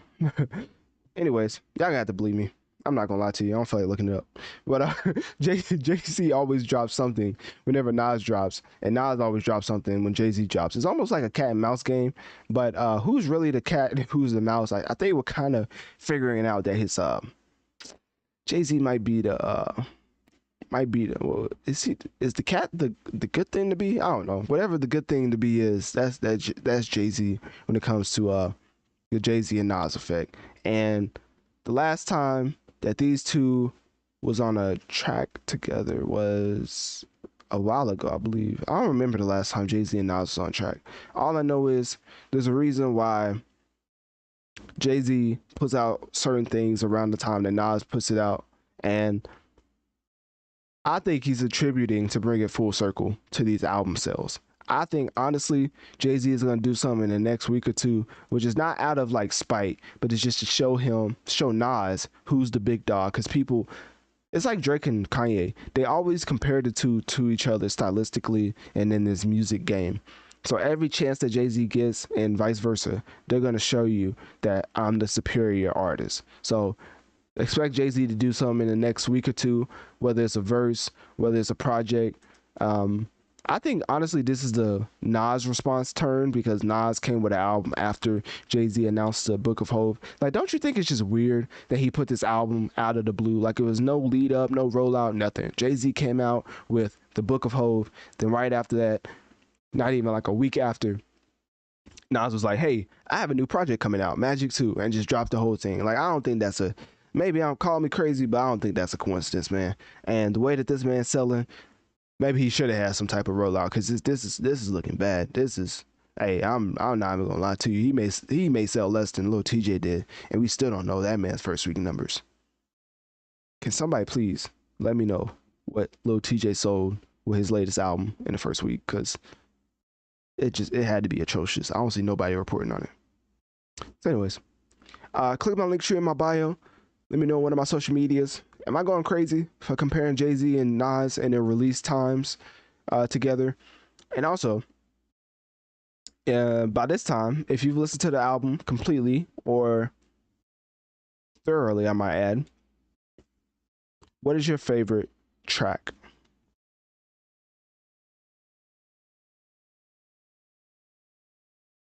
All right, Nas, we're done with that.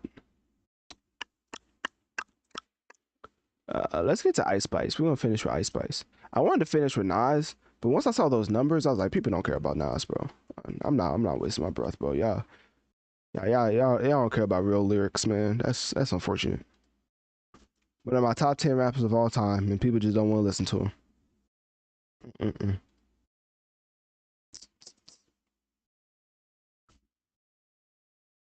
How can I win if I'm already chose? I don't understand, bro. Maybe I'm tripping. All right. I don't even know if I can put this, like, Ice Spice album cover is kind of provocative. Like, I don't know. I feel like I can put this up. Hopefully, I don't get flagged on YouTube or whatever. You know, think there's like no naked woman or nothing. Like, I don't know. I don't think. Hopefully not, man. It's a lot. Yeah, that's a lot. I'm not gonna lie. That's a lot. Let me try to find another picture. Let's try this.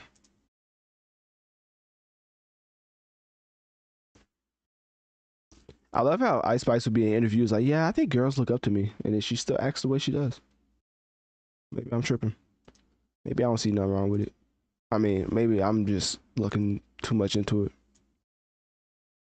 Let's see. How can I win if I'm already chose? That's atrocious. We gonna leave that out.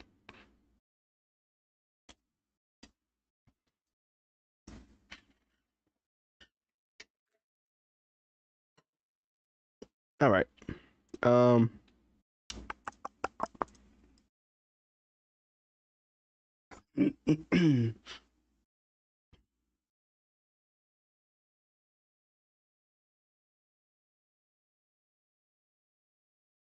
Like I said with Central C, I think there's a reason why well, right after Double XL released their freestyles and ciphers, Ice Spice decided to drop her debut EP.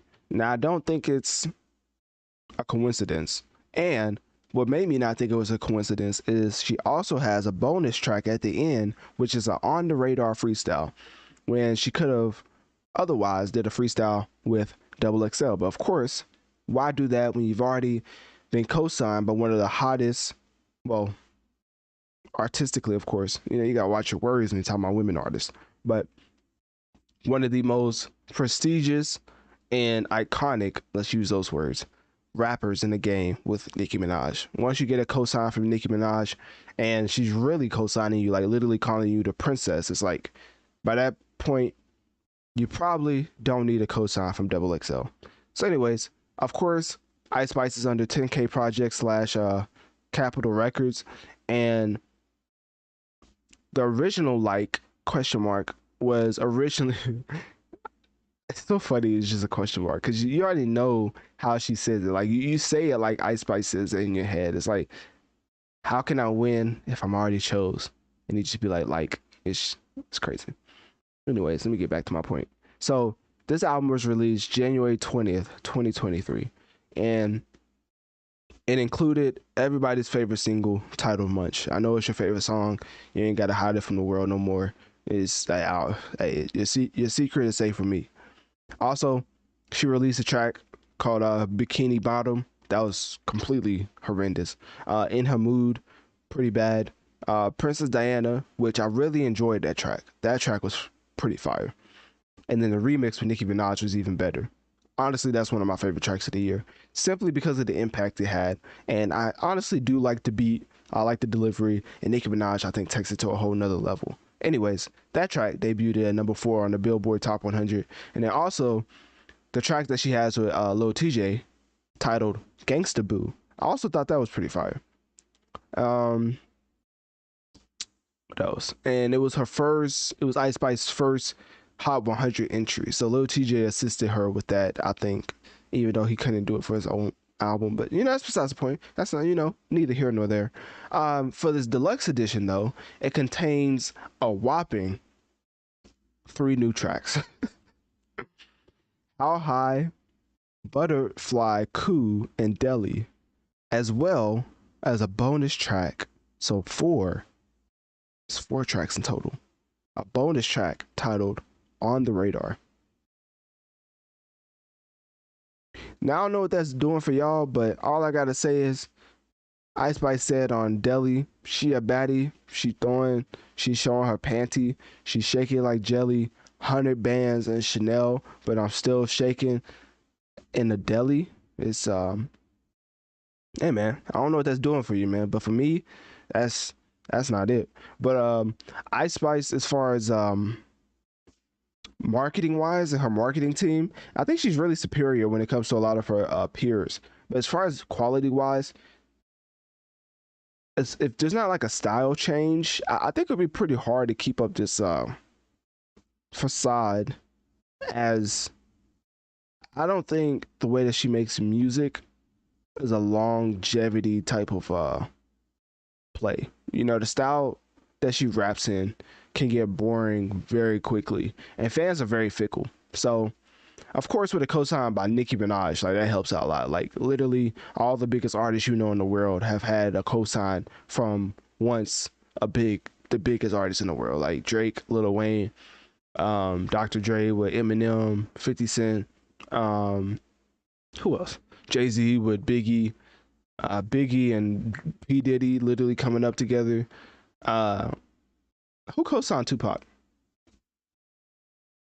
Was it Dr. Dre? I don't think Dr. Dre co-signed Tupac. I forget who's co-signed Tupac.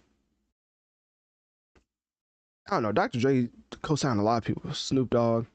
Basically, you had to have a co-sign back in the day because if you didn't know, recording studios like this, you know, just makeshift in your house, didn't exist. You had to go to a radio station or you had to go to an actual studio and actually, you know, try to tell them that you can rap so they'll let you rap. Like it wasn't no, oh, just make me a studio in my house. It wasn't none of that. It wasn't none of that. So you had to actually like rap in front of people. It was actual gatekeeper. So imagine somebody was super nice, but everybody in the world thought they was trash. Like it was just say that she was out of luck. But anyways, the biggest thing I want to talk about with this is that Ice Spice is seems like she's gonna put up pretty decent numbers. I'm looking at the numbers already on. I have this like site I use, same one that academics and them uses, but you know it's like I don't know. I guess like Illuminati type stuff. But anyways, so Ice Spice is gonna do pretty solid numbers. Still sad about the Nas Magic 2, as it seems like that's gonna sell like triple styrofoam. But and that don't bring me any joy to say that. Like I think Nas, as far as being one of the best rappers ever, should be treated a little more respectfully than that as far as sales wise. Like I don't think it's the biggest ask in the world to just get him over 50 to 60,000, but I guess it is. So, anyways, Ice Spice seems like she's gonna sell with this album, Deluxe. Technically, it's only three tracks. I could see her selling around 30 to 40,000 first week, simply with these three tracks. But you know, who knows? Some people may say that her Deluxe is not that popular, but the numbers say different. Somebody out there is a closet Ice Spice fan. Let me just end with that. So, anyways, click my link tree in my bio. Let me know on one of my social medias. What do you think about Ice Spice and her latest Deluxe, adding 4 additional tracks? You got How High, Butterfly Coup, Deli, and then the bonus track On the Radar.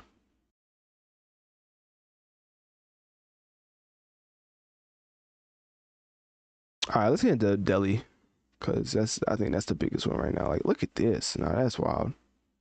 That's actually wild.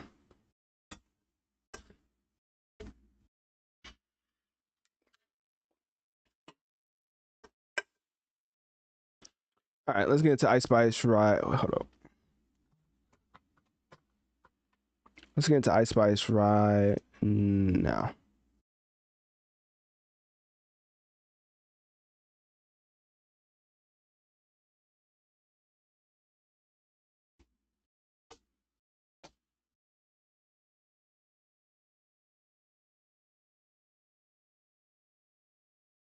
I'm the expletive. I'm that expletive. I miss poopy.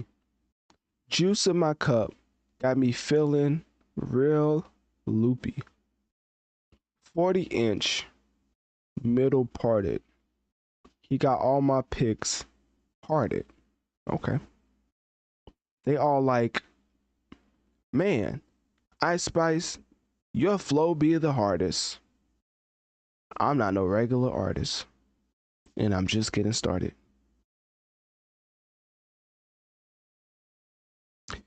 Baddies on baddies, they know how to move. Ooters and ooters, they know how to oot. Busting that pack, going straight to the moon. Off the juice, acting loose. Now, ladies and gentlemen, this is the current state of hip hop. If you don't know, I just read off some of the lyrics from Ice Spice Deli from the latest Deluxe called Like, question mark. Don't forget the question mark. I do believe Ice Spice definitely has some type of career. It just may not be in rap. As far as her co-sign from Nicki Minaj, I believe that is one of the biggest things keeping her afloat. As I don't want to say she's just an overall terrible artist, because I definitely don't believe that. Like, as far as the Little Yachty, the Jermaine type of vitriol I have, I don't think Ice Spice fits in that equation, because I do believe marketing wise she has something that's leaps and bounds above the rest as far as her peers. Visuals, obviously, the way that she acts, interviews, really a likable person. I mean, I guess Yadi and Jermaine is too, but still, when it comes to music, for me, it's just a lot more misses than actual hits to say that she will be around 5 to 10 years from now. Obviously, that's a lot. That's a lot of years, you know. Um, Co-sign from Nicki doesn't hurt, but I do think there's a reason why everybody is saying that Little Baby is falling off. Now, stay with me. Little Baby had alley oop after alley oop when it came to Drake features and Drake handouts. Never recover back in what, 2016, 17, I forget. And then Wants and Needs back in like 2020. And then the whole Girls Want Girls, which I don't care how atrocious people said the bars were, people were still listening to it. Like Drake said on Her Loss, hey, somebody love him. Well, he said he's doing so many numbers that somebody loves when I speak. So somebody who's saying that they don't love Girls Want Girls, those numbers are coming from somewhere. It's not just made up. But after that, seems like ever since the Drake handouts have dried up for Lil Baby, everybody's calling him washed up. And I fear the same could happen for Ice Spice if the cosigns from Nicki Minaj ever dries up. Now hear me out. There's some Marvel DC type stuff going on with Nicki Minaj and Cardi B right now. I don't know what's happening. You choose one side, you can't cross over. It's like some Marvel DC type stuff. That's why I said that. Currently, the Avengers is Nicki, Ice Spice. Then you have dang, who else is on the Avengers? Oh, JT. So I guess if you have JT, you also have Carisha. I'm trying to think who else. I want to say Coi Leray. I don't know if that's true though. Anyways, over on the Justice League, you have Cardi B, you have Glorilla, you have Lotto, you have somebody else I'm missing. It may be Coi Leray. I may be tripping. Coi Leray may be on DC. But anyways, that's the lineup right now. For some reason, you do a song with Nicki, you can't do a song with Cardi, and vice versa. And if you do end up doing that, which will happen in the whole JT scenario, Nicki, if you want to come back over, if you want to cross back over, you have to go through an embarrassing arc on live television, which Nicki made JT do when she basically told her to rap that diss song you made about her way back in the day. So Nicki made JT rap that diss song that she made towards Nicki, and Nicki sat there, laughed, and then she was able to cross back over to Marvel Land. So with that being said, hopefully Ice Spice never gets influenced or feels peer pressured into doing a track with Cardi, because honestly, I think that would be the best thing for her career. But Megan Thee Stallion, that's who's on Justice League. Yeah, she's definitely part of Justice League. Her and Nicki, I don't know what happened with them. I thought they was cool at first, but no. So Megan Thee Stallion is also a prominent member of the Justice League. That's besides the point. Ice Spice is one of those where she's got to ride this Nicki cosign, because stylistically and lyrically, I think Lotto is just leaps and bounds better than all the women up and coming artists. Glorilla, Ice Spice, Bia, who else? Was a girl called like Red something? Spicy Red? Something like that. Sexy Red, I think. Who else? I can't think of any other ones, but basically you get the point. Lotto, I think, is a really, really good rapper when it comes to her peers. Like, she just leaps and bounds better than all of them, except for Megan. I think Megan's close for Lotto, but Megan has been been away for a long time. But you kind of know why. You want to give her a space. But anyways, so with Ice Spice, I think she's in the lane of I don't want to say Little Pump, because I think that's disrespectful. But if you do remember, even Little Pump, with all the jokes that everybody had for Little Pump, Even Little Pump got a Kanye West cosign. I may not remember that, but I do. Lil Wayne, Lil Pump had that Kanye West song where they dressed up as huge, ginormous, humongous Roblox characters, and they made a music video. If you think I'm lying, I swear to you, look it up. Kanye West and Lil Pump music video, and you will be bewildered on what your eyes behold. So, up and coming artists can have cosigns from legendary iconic artists and they can still fall off. Obviously, I'm not comparing Ice Spice personality to Lil Pump, but as far as stylistically and flow wise, I think it's similar in comparison. So for not even 2 years from now, a year and a half from now, I would be interested to see where Ice Spice stands without. This will be the key thing. Without a cosign from Nicki, if she still has a cosign from Nicki, I believe Nicki could keep her afloat. But since she's not signed under Nicki, she's signed to, well, like I just said, she's signed to 10K Projects / Capitol Records. The only time she was signed to Nicki, quote unquote, is when she released that Princess Diana remix. If you look up Princess Diana remix, there's a reason why you don't see Capitol Records. You see Nicki's label, which is let me see. You see Nicki's label, which is Dolo. No, Heavy on It. That's what it is. Heavy on It.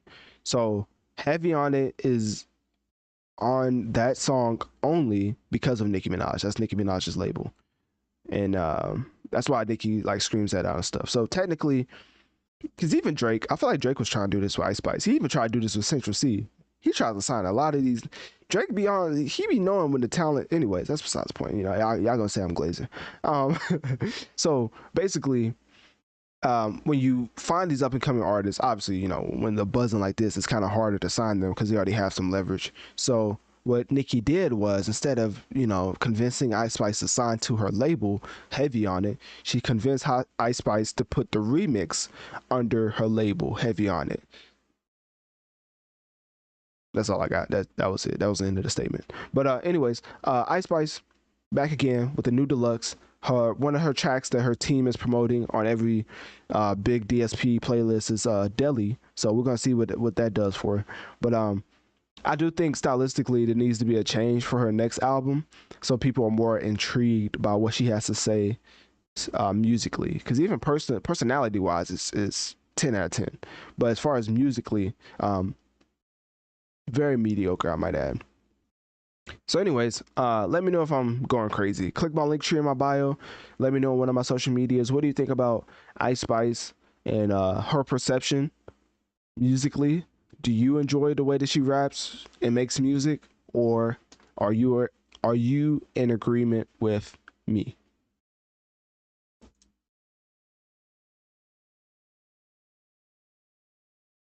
Alrighty. Let me see. Okay. Alrighty. Shout out to we crossed 30. Oh, that's so nice. Crossed 31 over 31 listeners over at Wisdom. I definitely appreciate y'all tuning in live and, you know, sticking with me while I cover the latest hip hop tracks. And for my people over at Kicking YouTube, definitely make sure you download the Wisdom app, as that's the app I go live on whenever I'm doing audio only content. And as far as Kicking YouTube, those could always change, and so that's why I say that. For the people specifically over at Wisdom, well, and Kicking YouTube, everybody who's listening currently, all these segments I just did go up on my podcast after the fact. So definitely follow my podcast, The Notorious Mass Effect, on whatever platform you listen to podcasts on, as that is basically that's my main platform. I'm a podcaster who streams, kind of just to give that extra accessibility if somebody wanted to comment or jump in. But for the most part, I cover gaming and hip hop. So the latest gaming news, the latest hip hop news, you can get it all in one place over at Notorious Mass Effect. And in general, just give you kind of a broad scope of what we're accomplishing right now. Just reached 1.2 million total downloads in just 7 months under the hosting platform Red Circle for the podcast. And also, we're averaging around 80,000 weekly downloads for the podcast. So let's just say that the support system has been supporting, and we are definitely affecting the masses. So that's why I say I'm a podcaster who streams, as obviously I'm not a streamer. But for the people who do listen to me and view me while I do this live, I definitely appreciate y'all, as well as it would be kind of lonely if I was just talking to a screen before it went out. That's why I like to go live. But yeah. So so yeah, make sure to follow. What else? Also, I have other music reviews, of course, from last Friday's music releases from the likes of Post Malone, Lil TJ, and Lotto. And way more. Just go to Notorious, Mass Effect, all podcast platforms, and my link tree in my bio will give you easy access directly to it. So yeah, that's basically it, man. That's all I got. Oh yeah, 2 hours and 13 minutes. I think sometimes I forget how long I be going. Anyways, I'm not trying to pat myself on the back. Yeah, I'll catch y'all later. Kick YouTube, Wisdom. I like how we passed 31 live viewers on Wisdom. Definitely appreciate y'all for that. And hopefully we can make it 40 next time. Try to go up every other time. I mean, I guess we've went up in the past, but y'all get what I'm saying. I'm trying to get some type of motivational speech before I sign out. So yeah, that's all I got, man. All right, catch y'all next time. And with that, I'm out.